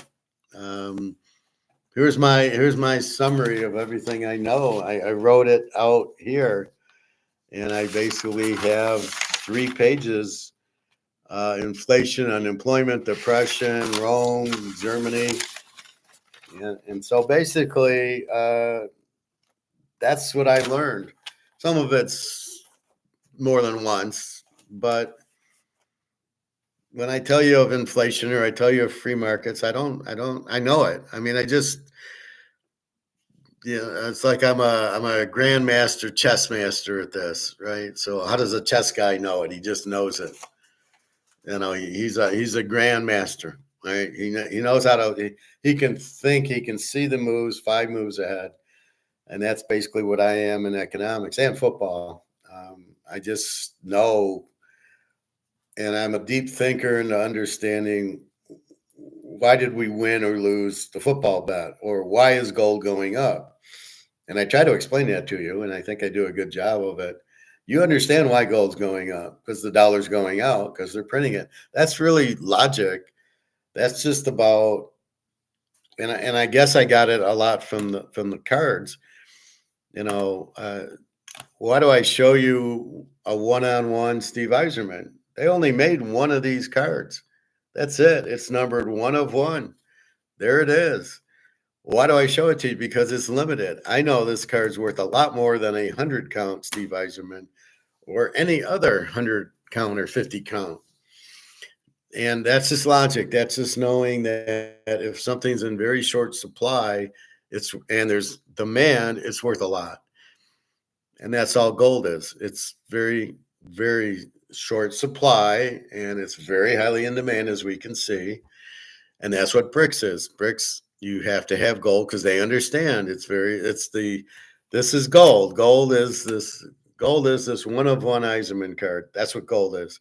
Very, very limited. There's demand, and then so we know the price has been fixed because we asked that. I came up in an interview where the guy says, do you have any questions? And I was just like, yeah, fuck it. Why do you think at this time, why is gold 2,000 an ounce? And the guy couldn't answer it. And I should have just gotten up and walked away going, I don't want to work for somebody who doesn't have any type of analysis background. I mean, when you see something, you got to get into why, right? You've got to ask that question. That's how you run a business. And he had no idea. But we know it's price fixed. That's why gold and silver are low. And that's why I tell you to buy silver. It's price fixed going up. So, yeah. Maybe you're asking, did I always know this? Maybe I misread the question. I always knew if I was going to buy this card that it should be in mint condition because I knew the better the condition, the better the value. So I kind of knew that on my own. I didn't know what inflation was because you're told it's prices. I certainly wouldn't have known what Brics was doing, or certainly didn't know what Comex was or what they do. That I had to learn. But the concept, I got a lot from football back in the 70s, betting football. I'm 10, 11, 12 years old, and I knew you bet the best player. You bet on Joe Namath. You bet on Roger Staubach. You bet the Steelers with their team. So you always bet the star player. So it's kind of like gold.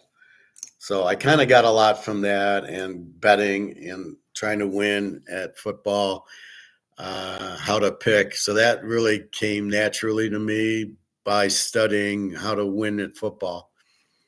But then the masters gave me, like, to explain inflation to you, to explain Comex, to explain what Brics is doing, price fixing of Comex. That I probably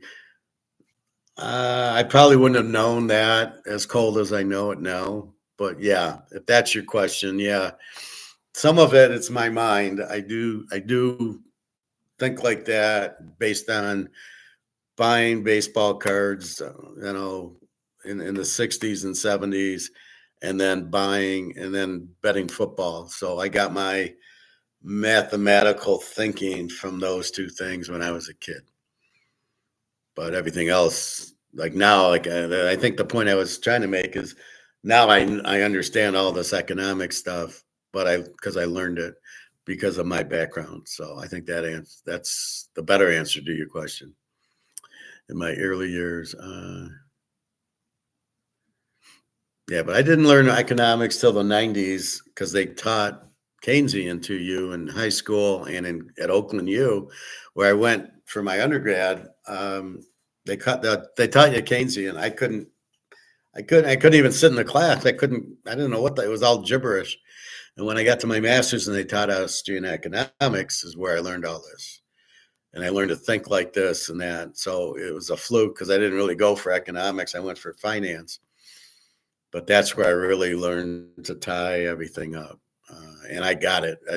He taught it. I got it. I took notes, but like now you don't see me really relate to the notes. So that's kind of what I do and why I know it. But yeah,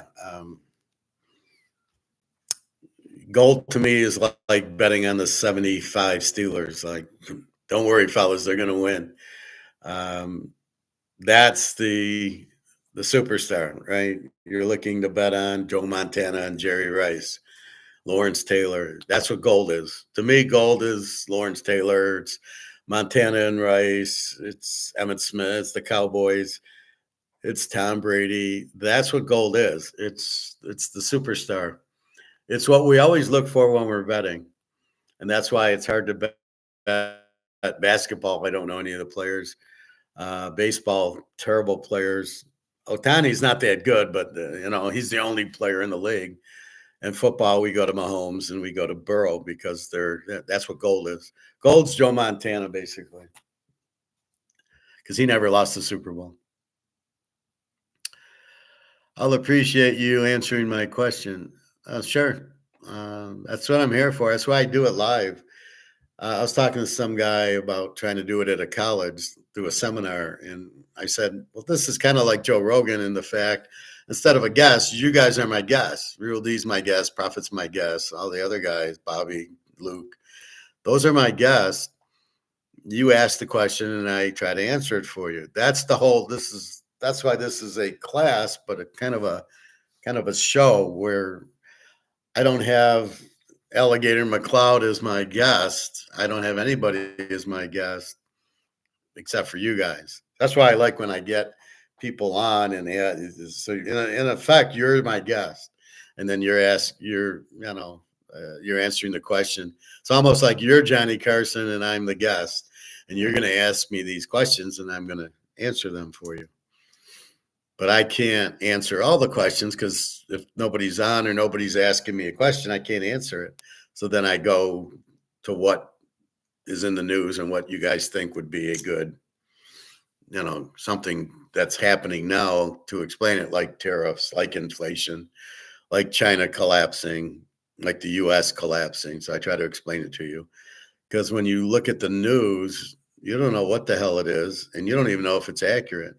So I do try to warn you to be careful who you listen to.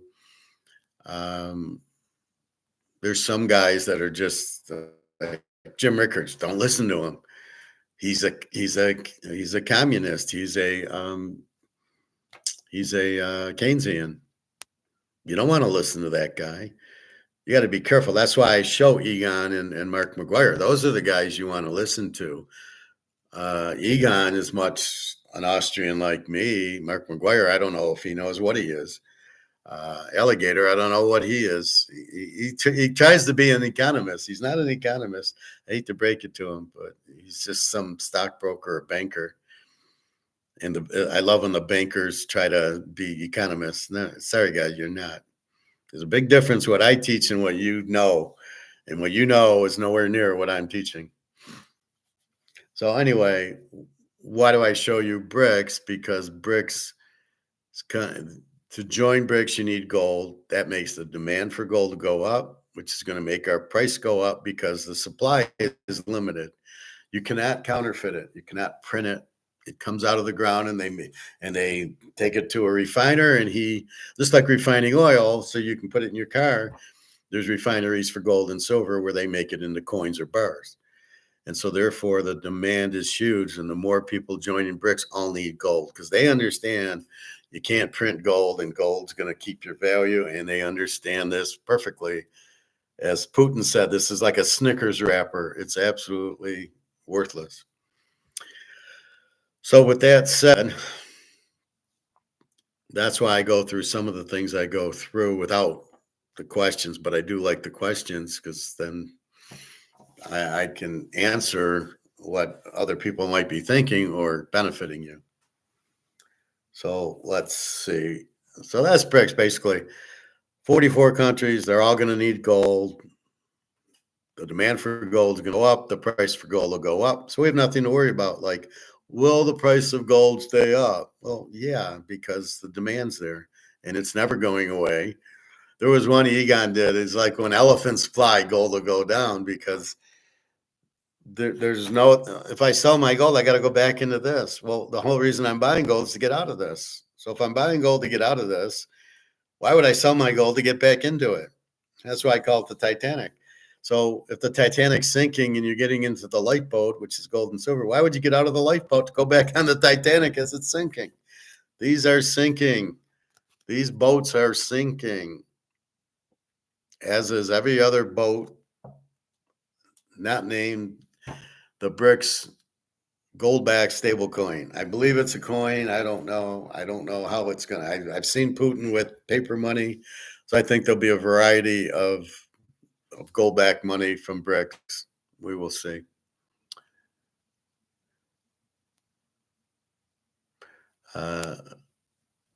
Tariffs are terribly bad. They make the price, that's what I was explaining. I'll give you this card. Let's just keep it simple. For $50, tariffs make me, now I got to sell it to you for $100. And you're going, well, I'll buy it for $50, but I'm not going to buy it $100. You kill markets with tariffs, right? You make, the market's gone. The market is at $50 for this card, not $100. So therefore, you make the cost go to $100, which makes the price go up, because there's no reason to sell it if I'm going to lose money on it. But then there's nobody to buy it because you've made it. It's like the Camry. When I go into the Toyota shop and it's $35,000 and I bought it for $24,000. Well, there's no market at $35,000. You'll never sell it. That's part of the problem, right? You make the price too high, you kill your market. And if you kill your market, there's no business, there's no economy. And that's where we're at now.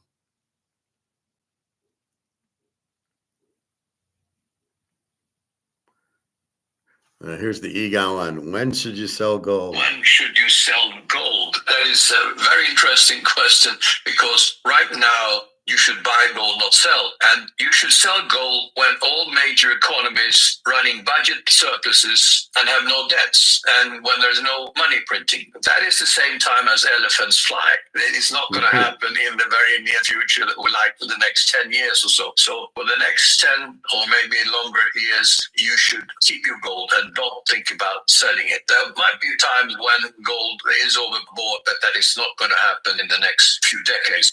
Farmers worldwide agree. So why do I show you that? Because he's an Austrian, right? So you get a different flavor of it. Well, real day, like I said, I'm happy to answer your question, but that's the whole point of it. And then we had Mark McGuire come on, $4,500 gold price. And then we look, what's Trump doing with 245% tariffs? What is he thinking? You're killing the market. Is that what you want to do? Are you doing that on purpose, or are you just so fucking stupid you don't know what you're doing? Mark McGuire, $4,500 gold price. That's simply based on a very low supply, because you got to dig it out of the ground. You can't print it, right? This is all printed.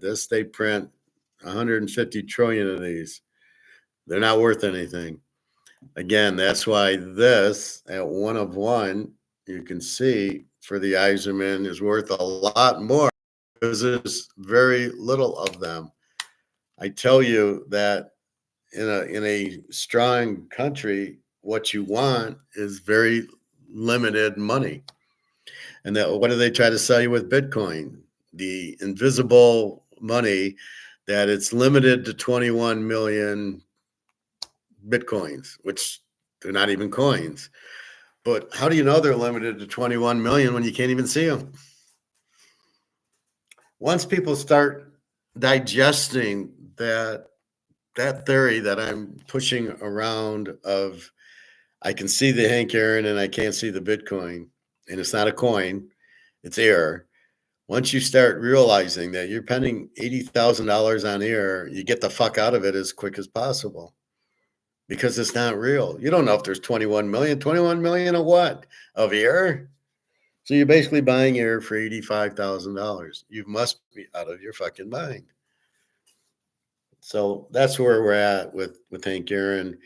At least I can, let me see what Hank Aaron looks like. Oh, yeah, let me feel the card. Yeah, okay, I can put it in my safe, hang it on my wall.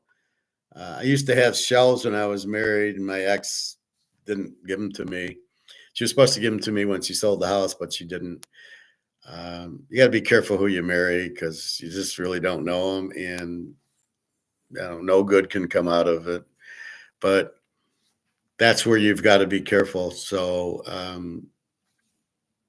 again, you really got to be able to at least identify what you bought. Well, you just bought this car. Oh, can I see it? No, you can't see it. It's limited to 21 million Camrys, but you can't see it and you can't drive it. What did I just spend 35,000 on? Well, it's just, trust me, it's like a Bitcoin. You bought it, but nobody can see it. How anybody is, I don't know if anybody really thinks Bitcoin's real or not. And then to say there's 21 million of them is, I think that speaks volumes, to say there's 21 million of nothing. A Bitcoin, it's not a coin. And why is that the only Bitcoin that's worth anything? All the other Bitcoins aren't worth anything. They're all worth 20 cents. What? No. Ethereum, well, that's worth $2. And all these others, donkey coins and elephant coins, or whatever they are, you got to be nuts. You are being made off. So that's why gold and silver and cards are real. You can hold them in your hand. You can put them in your safe. You can open up your safe and go, yeah, there's my coins. There's my cards. Very simple. Anyway, that's what's going on. Anything else? So Mark McGuire, 4,500. Again, it's just because Comex is basically broke with gold, because of they have to deliver and they can't get it. and it blew up because of Basel III, but there's no Basel III, and they don't have to deliver silver, is why silver keeps getting hit, and that's why it's not going up. It's not because there's no demand for silver. So that's why we buy silver at this cheap price and watch what it does. It'll do what gold's doing. It'll go up $50 in a day. It'll be $500, and you're going, oh, yeah, I should have bought more at 32. There's no way silver's going under 32, or maybe for 5 minutes, but there's no way it's worth 32. It's worth a lot more. And when the dollar collapses, it'll really run. So it's going to follow gold up the ladder, and that's what's going to happen. Real D, you retracted. How was able to stay strong after a divorce, Professor? Well, at first I missed the kids more than anything. I didn't want to be with my wife. Being very stoic when it's like Jenna, right? We weren't married, but she was really bitching at me in Italy, and I just said, I don't want to hear it. And I just walked away. I'm strong enough to walk away, and then I go get divorced, and then I meet Jenna, and I meet Daria, and I meet Carmen, and there's other people to meet. It's a big world out there. It depends on what happens in the marriage, who leaves, and what were the reasons. So that's part of it too. So if you're dating a girl and you're in love, she breaks it off with you. Yeah, that's pretty hard to live with. But what I just say is it's your loss. If I don't get a job, it's your loss. When my job got eliminated at Tenneco, I said, it's your loss. I'm smart. I'm not worried. I'll get another job, or I got gold, and I'll be fine when gold goes through the roof as it's doing now. So I think you just, it depends on the reason of the divorce, and you probably want to get more stoic where you don't really need the girl or the wife, your girlfriend, whatever. You don't really need her that much. You don't want to be insecure and I need you and I love you and you've got to be there with me to make me happy, or otherwise I'm not happy. By being stoic, you are fine because you're strong amongst yourself. I don't need her. I'm at peace. I live alone. I'm at peace. I'm fine. I enjoy the being alone a lot of the time. Sometimes I want company, but a lot of times, especially watching football, I don't want company. And I can go to the gym. I can do this. I can go to MGM and play poker. So I'm free to do that. Do I miss Jenna? Not really. I like Jenna. I'm friends with Jenna, but I don't. Part of the problem is she wouldn't come here. So I was like, okay, it's enough of that. But yeah, I miss Daria. I wish Daria was here, but I would figure that out. But again, my fulfillment, my happiness isn't based on anybody but me. So that's what you go with. Now, if you get opportunities to be with other people, you be with them. But you're confident that you meet other girls in our case. So I'm not really worried about that. I can meet others. And you just move on, but you're comfortable with yourself. You're not afraid of being alone as it's a negative. You're free now. And if you want to meet somebody, you go meet them and off you go. So it's a very positive thing, unless I know it's the one person that you really want to be with and it's hard to not be with them. I get that. But you grow with it, and then there's always other girls that you can replace them with. And I guess you almost shouldn't fall that far in love that you can't replace them, something like that. But you try to be stoic, and all you can do is deal with yourself. You can't deal with the other people. So if I believe in something and somebody says something else, I just don't let them in. But you got to try to be stoic. I got my friend Alyssa trying to be stoic. She listens to everybody. She's afraid to hurt anybody, and she's miserable. And I said, you got to be stoic. You can't worry what other people say about you. you got to be strong within yourself. And now she's much better. So basically, think with abundant mindset. Well, an open mindset. You're not looking to have 10 wives, but I tell you all the time, I have 2 or 3 girlfriends, and it's not really to be abundant. It's just so if one says, if Jenna goes crazy, I got Daria. So I think you just try to meet friends. You try to be friends with people. And if you like, it's just like anything else. If you like them, you spend time with them. And if you don't like them, you don't spend time with them. So you find people you want to spend time with, basically, that have similar agreements, and you be strong. So you're not going to hurt me. And that's kind of what it is. So when I go to the gym, if I see a girl I like, I say hi, and do you want to go out? And if she says no, it's your loss. And I go to the next girl that I might want to spend time. But you don't know if you want to spend time with them either. People marry for the wrong reasons. A lot of women marry for money. Stoics say girls don't marry for money. They don't marry for looks. They marry because of they're safe with you, that you're kind of even keel. Like you don't get all, oh, I went and I got in a car accident. I bent the bumper on the car. And you're like, oh, that's okay. We'll get it fixed. See, that's what they want, is somebody who's strong, who doesn't get all emotional, just says, oh, okay, we'll fix that. Or Daria has to go to the dentist and I'm all scared. I said, well, just get it done and you'll be fine. And they like that you're not getting all emotional, that you're strong and sturdy and there for them. And you're not kind of, oh, I can't believe you're like a stupid guy would go, I can't believe you're scared to go to the dentist. A stoic guy says, that's okay. You'll get you need it and you'll get it done. And you'll be done with it. I just did that. She's got that little sore somewhere around here and she's going tomorrow. She says, I said, oh, good. We'll get it done. And then it'll be all over and then you'll be done with it. And she's like, yeah, that's exactly. But that's what the girls really want, no matter how good looking they are. They want to show you themselves and that you're okay with it. It's kind of the bottom line of like how you deal with women, is you're attracted to her, but then there's the personality. She's got to fit you too, and you've got to fit her. So when she gets all her excited, you're calm. You're like, that's cool. No problem. You want to do that? Fine, do that.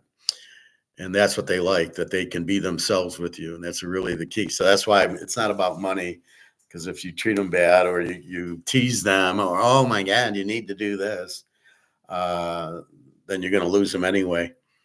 So it's really not that much about looks. There's a certain attraction, but and it's got really nothing to do with money, although the money helps, certainly, so you can meet them and make them feel comfortable. But that's not you don't have to be a millionaire to date a model. And do you even want to date the model? I was dating Carmen and she was out of her mind. I won't get into all of it, but basically we'd get into a fight all the time and she'd do what she wanted and didn't listen. And, I was pretty stoic with her, but she wanted to marry me for a green card. I said, fuck you. I'm not marrying you for a green card.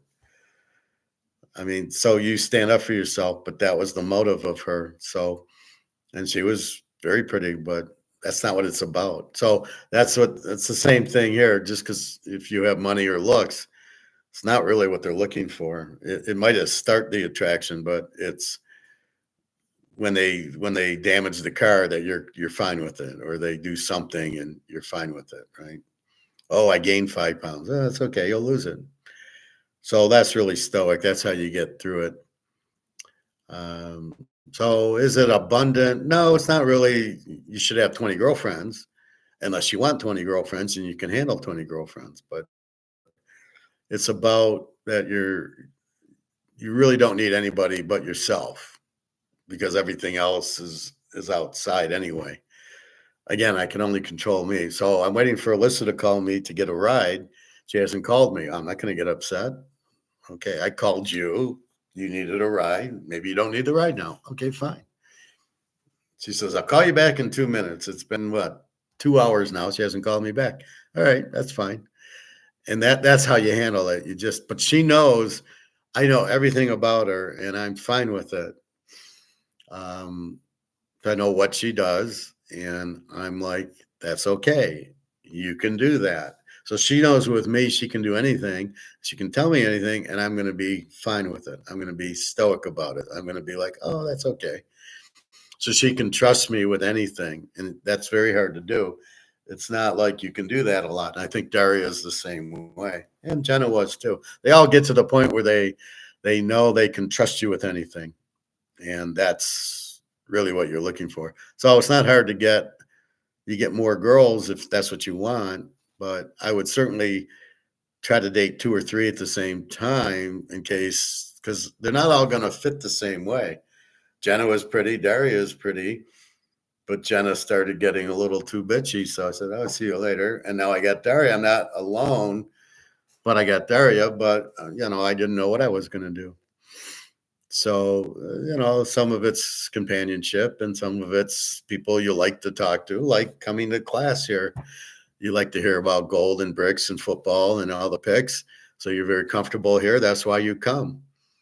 I mean, and that's what I try to make it comfortable. And that's why we're family. I make it open and honest. I don't lie to you.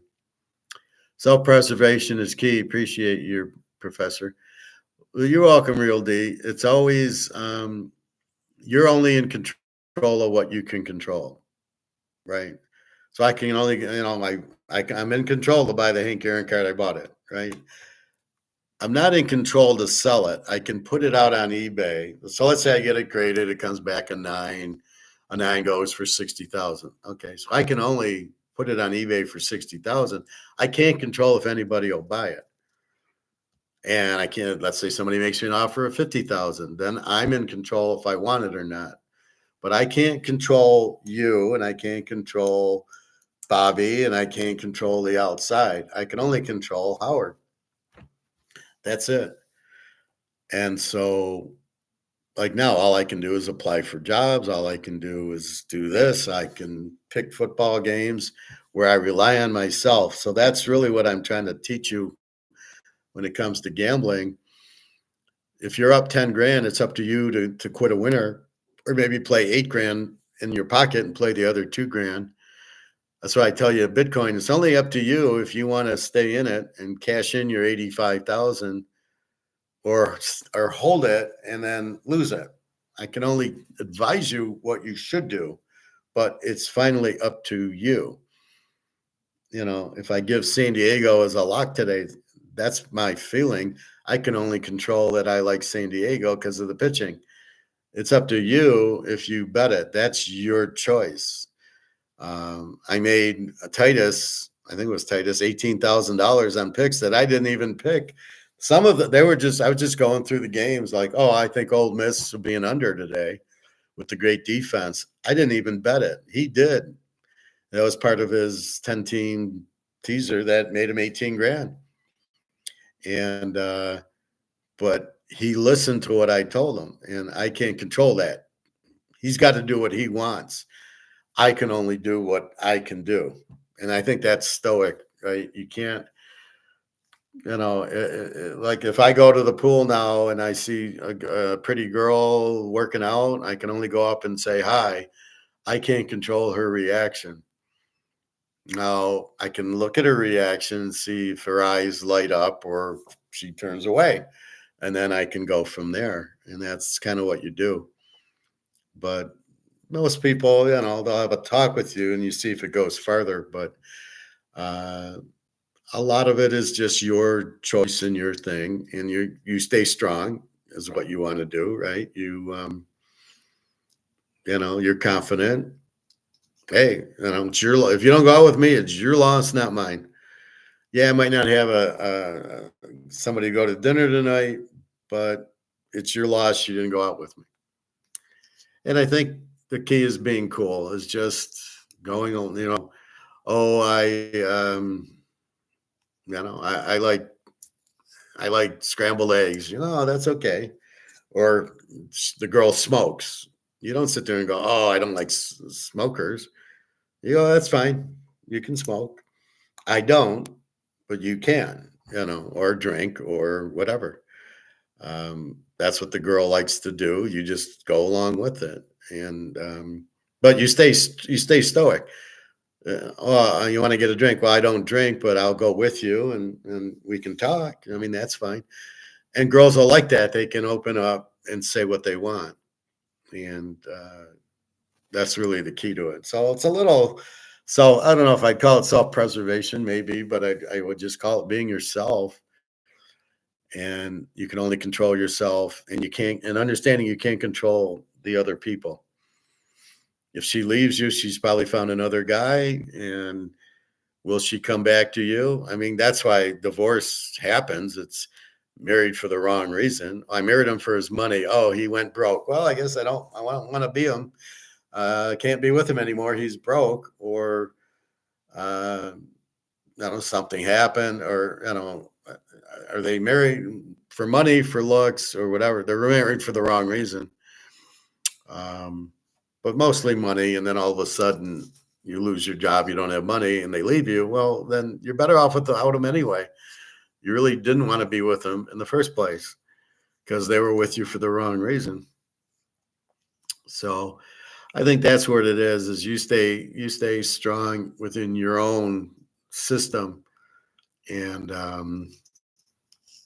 you don't really need the wife. It's nice to have the wife or the girlfriend or whatever, but you don't need them to be happy. So when I got divorced, I didn't need her to be happy, but it took me a while to figure that out. Now I wouldn't. I saw her at Target like a year ago. I didn't even say hello to her. I just walked right by. I said, there's nothing to talk. I don't have anything to talk about. I don't want to share my life with her. I don't want to tell her anything about my life. Nothing to talk. She's a stranger now. And that's how you just cut it off. Like Jenna, I would say hi to Jenna. I'm not really mad at Jenna. I didn't like the way she treated me, so that was it. But that's how it is. Now, if I saw Daria at the store, I would definitely go up to her. So you're trying to live your life to your terms. And if you need a girl in your life, you get a girl in your life. Absolutely. I'm not saying not to do that. I'm not. And if you want two or three, then that's fine. And then eventually you'll choose one if you want to marry one. If you don't want to marry, you can have two or three girlfriends. It's just friends. I'm sure you listen to other football sites or other gold sites. Doesn't bother me. And are they your family? I don't know. But I mean, that's the thing. So, I go to the club and I'll be on the bike or in the pool. I talk to more than one person. Do I need to talk to anybody? No. If I talk to them, it's fine. We'll bullshit about football or something or gold.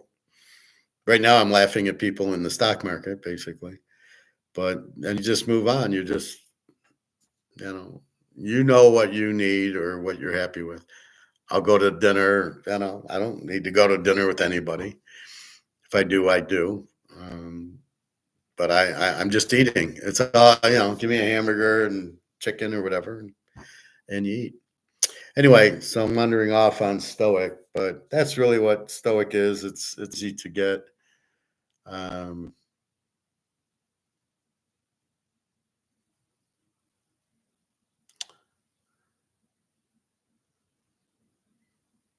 That's about it. Tariffs.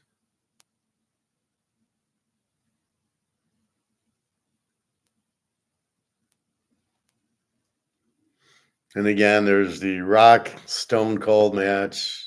I don't know if it's still on because they had WrestleMania yesterday. Let's check gold before we leave. And let's check the market because I'm on the market page.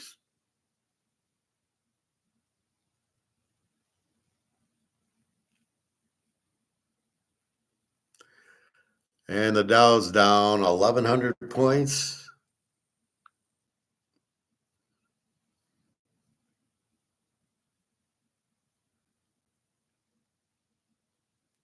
Nope, it's down 1230.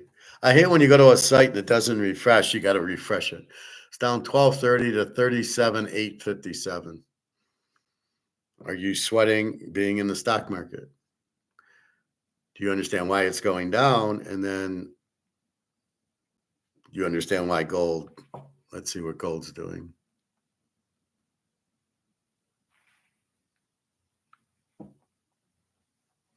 Gold's up to 34.24, up 109. Again, we have the stair stop. No activity from noon to about 2, and then it finally jumped at 2, and then it's flatlining. So we got a nice $8 run. So again, I've never seen it, these stair stops. And silver 32.62. So these are two different characters right now. This they can't really short because they have to deliver. This they don't have to deliver, but when they have to deliver, this is going to do that. That's what we know. So 34.24 is where we're at. What a happy day. Up $110 on a Monday. Just amazing. Is it going to, are we going to drop? I don't see dropping $100. I don't see like today's an up and tomorrow will be a down day. I just think, this is what you're going to see from now on. It's just these run up days because nobody's stupid enough to short something that's so highly in demanded. And if you short it, you're going to lose your ass. So I don't think you're going to see a whole lot of shorting. And so it's just going to keep going. And the more countries that have to get into Brics have to buy gold to get into Brics, the demand's going to be there. And they're running out. I don't know how much gold's really available. I don't think that much. But it doesn't matter. It's still doing its job. So 34.24. Again, if you have 100 ounces, you just made another $10,000 today. Oh, yeah. And the stock market's down. And how much Bitcoin do you fucking own? See, at least stocks, I know I own part of Amazon, right? And I can see Amazon and I know what it is. I don't know what Bitcoin is. And I don't know why they call it Bitcoin. It's not a coin. I don't know why they call it digital gold. It's not gold. So it's all bullshit to try to make you to buy it so they make money and then they're going to sell it. But don't get caught into Bitcoin because it's going up in value. I'm buying it because it's going up. What is it? I don't know, but it's going up in value. So I'm making money. Well, you make a lot more in gold and you know why. Very limited, high demand, gold goes up. Brics. Makes sense there, but not this. Profit. Deb's gold bars just went over 300K per bar. There you go. Well, wait till it goes over 500K a bar. So good luck on that mess. Let me know when you have a date on arrival for shipping this or receive and how much you're receiving. Curious on that one. So like I say, you can check where you live if you can sell it or come to my guy's store, he'll buy it. I told you that.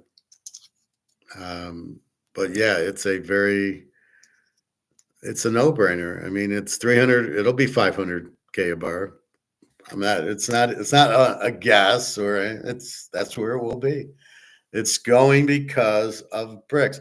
Once you understand the reason why things are going, see, that's the key point. Why did I bet San Diego to game? Why do I bet certain football games? Why do I buy gold? You've got to understand the reason of all of it. And once you can think like that and you understand why, it's an easy game. Why would I buy stock when the market's crashing? I probably wouldn't. Do I want to be in real estate? No, that's all getting killed. Do I want to be in the bank? No, they're all going to go broke. Well, I guess I got to be in gold and silver. And that's why I say it's the only lifeboat you can get into. And so it's a very easy thing. I see it go up and up and up and up. And I see stocks down 1,000 again today. They used to be 45,000. not too long ago. Now they're 37,000. They had the one rally, but I think that's done. And I think that's as Real D saying also with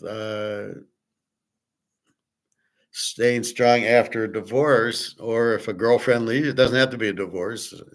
If your girlfriend or your friend leaves you, you really, what are your options? So understand why she left. Maybe you understand why she left. And if you can understand why she left, you can probably deal with it better. And there's probably signs before she left. She was unhappy. If you're fighting and yelling, then you're going to understand, well, wait, she didn't want to be around that. Daria needs somebody strong that she's safe with, that when she tells me stuff, I go, oh, okay. Like she told me she was doing something, and I said, I don't want to get too personal. And I said, I'm proud of you for doing it. Where she was worried how I'd react, I not only was fine with it, I was proud she was doing it. So that blew her mind right there. She's like, oh my God, this guy's, I can tell him I want to go to the moon and he's fine with it. Gold is going to continue to really let up. Well, there'll be a point when it reaches here, but we're down here. So we had a long way to go to that point. And I'm guessing that point's probably 25, 30,000 an ounce. And it'll just be because it's so expensive, people won't have to buy, and then you'll see silver do that. And I think with all these Brics countries joining, you're just going to see it climb and climb and climb because they have to have gold to do the gold-backed stablecoin to join Brics. So that's the first thing, because nobody wants their money. Page Toyota, they want me in for an oil change. And that's the whole key to it. It's when something doesn't work out, you ask the question why. Okay, gold is going to continue. Why? Because of Brics and the demand for gold, and the supply is nothing, and everybody's been buying it, and now it's going to go secondary market, and everybody's going to realize their dollars are no good. So there's 15 reasons why gold's going to keep going up. Silver is going to keep going up, but people got to realize, why doesn't silver move? And it's very simple, because Comex is price fixing it. They don't have to cover the deliveries like they do for gold. Therefore, it isn't going up. Will it go up? Yes, it will soon when they go Basel III on silver. And then they're forced to deliver, because the game's over when you don't have inventory to play it. And with gold, they don't have inventory to play it. With silver, they don't have to play the game. They don't have to deliver the inventory. So the inventory is irrelevant. Once they have to come up with the delivery, then the game's over. And then Russia and China take over, and then the price goes to 1,000. So why does these things happen? Why does the stock market crash? Because people need their money and they pull their money out with the inflation. They need the money, they sell. That's why they sell. The guy at the store sells an ounce of tour gold to my guy. He needs money. It's always about needing money. It's always about inflation. So that's the first thing you must understand. It's about printing money, not prices. They printed 150 trillion. There's no more petrodollar. The dollar's fucked.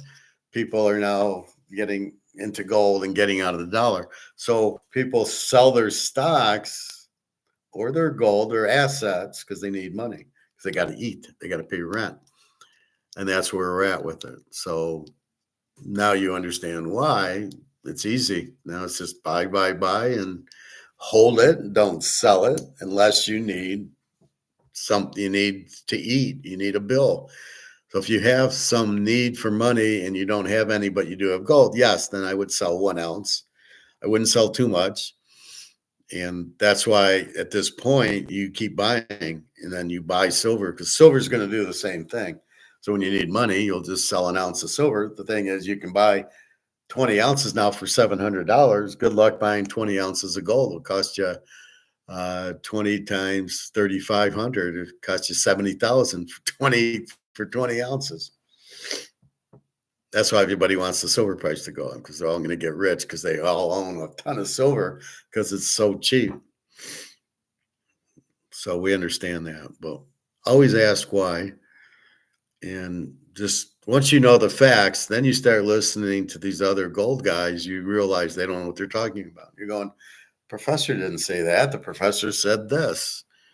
And, you know, he knows what he's talking about, and you don't. Or you question me and you go, well, wait, Ray DeLilio said this, or Jim Rickard said this. And then I come and shoot you down going, no, these guys are Keynesians. They're a bunch of fucking idiots. And then you go, oh, okay. That's why I say you got to know, are they Keynesians or Austrians? Because you don't even want to waste your time with Keynesians, right? Anyway, that's about it. Gold 34.24, and it's current. Silver a whopping 32.67. Like I said, just buy it. And it's such a low price, and they can't keep holding it. It's eventually too much demand. It's not China buying it, and it's not being held down for military or solar panels. It's money. Why is the gold running? Because they can't hold it down, and they won't be able to hold silver down. So that's coming by July 1st, and then July 17th. These are two key dates. July 17th is Brics Day, when they will announce 40 members of Brics and another 100 that want to join. And if you're most countries want to join it, and I'm curious if Italy, France, and Germany will also want to join it. I'm curious if the U.S. will want to join it. It's the best thing for us, because then we have trade and we have gold-backed currency. But, oh, yeah, we don't have any gold here. We're too stupid. We are the dumbest country in the world. Every country in the world that's gone from power to zero they fucked their gold up, starting from the Romans. You get rid of your gold, you get rid of your power. All right. Anything else, my family? Good question, Real D, on the Stoic. I think it just takes time. You know, it's like if you lose the job, and it's the going into work that, you know, when I just lost the job, got eliminated at Tenneco, it took me a week to kind of get back to, wait, what am I going to do for money or this or that? And, oh, I got gold. Yeah, that's right. So, I mean, it's really just the change. You're comfortable with the person or with the job or with the car. And when you switch, you're not comfortable anymore. And then you've got to get comfortable in your own skin, and then you're fine. And then you start meeting other people to get comfortable with. And you see how that goes. All right, I think that's it. So, again, baseball today. We got the Yankees over 8, Miami under 8, San Diego, the New York Mets, Atlanta, Houston under 7.5, and Milwaukee.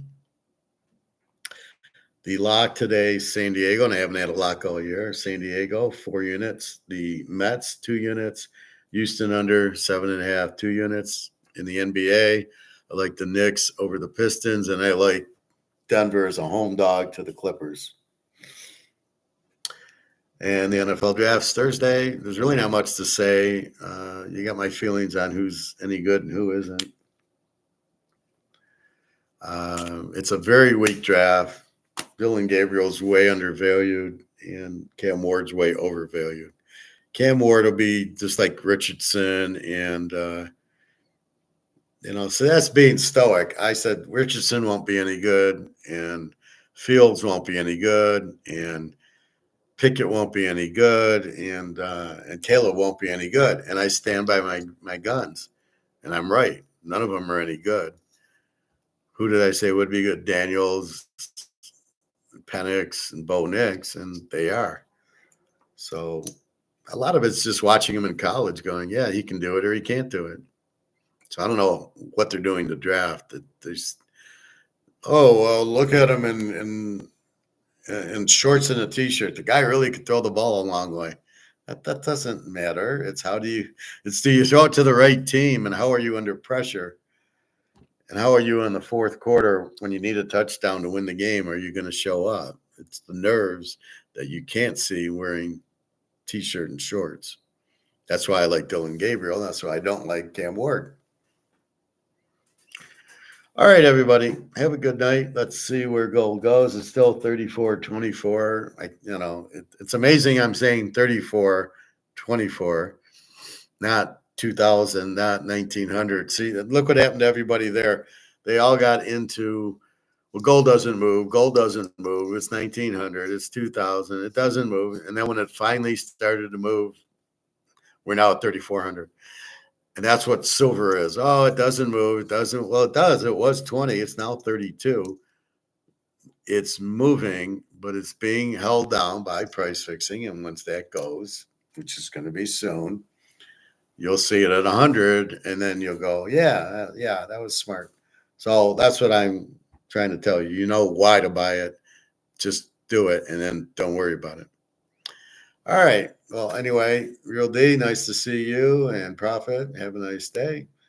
And I'm off to the pool. All right. Take care, everybody. www.teaserking.com.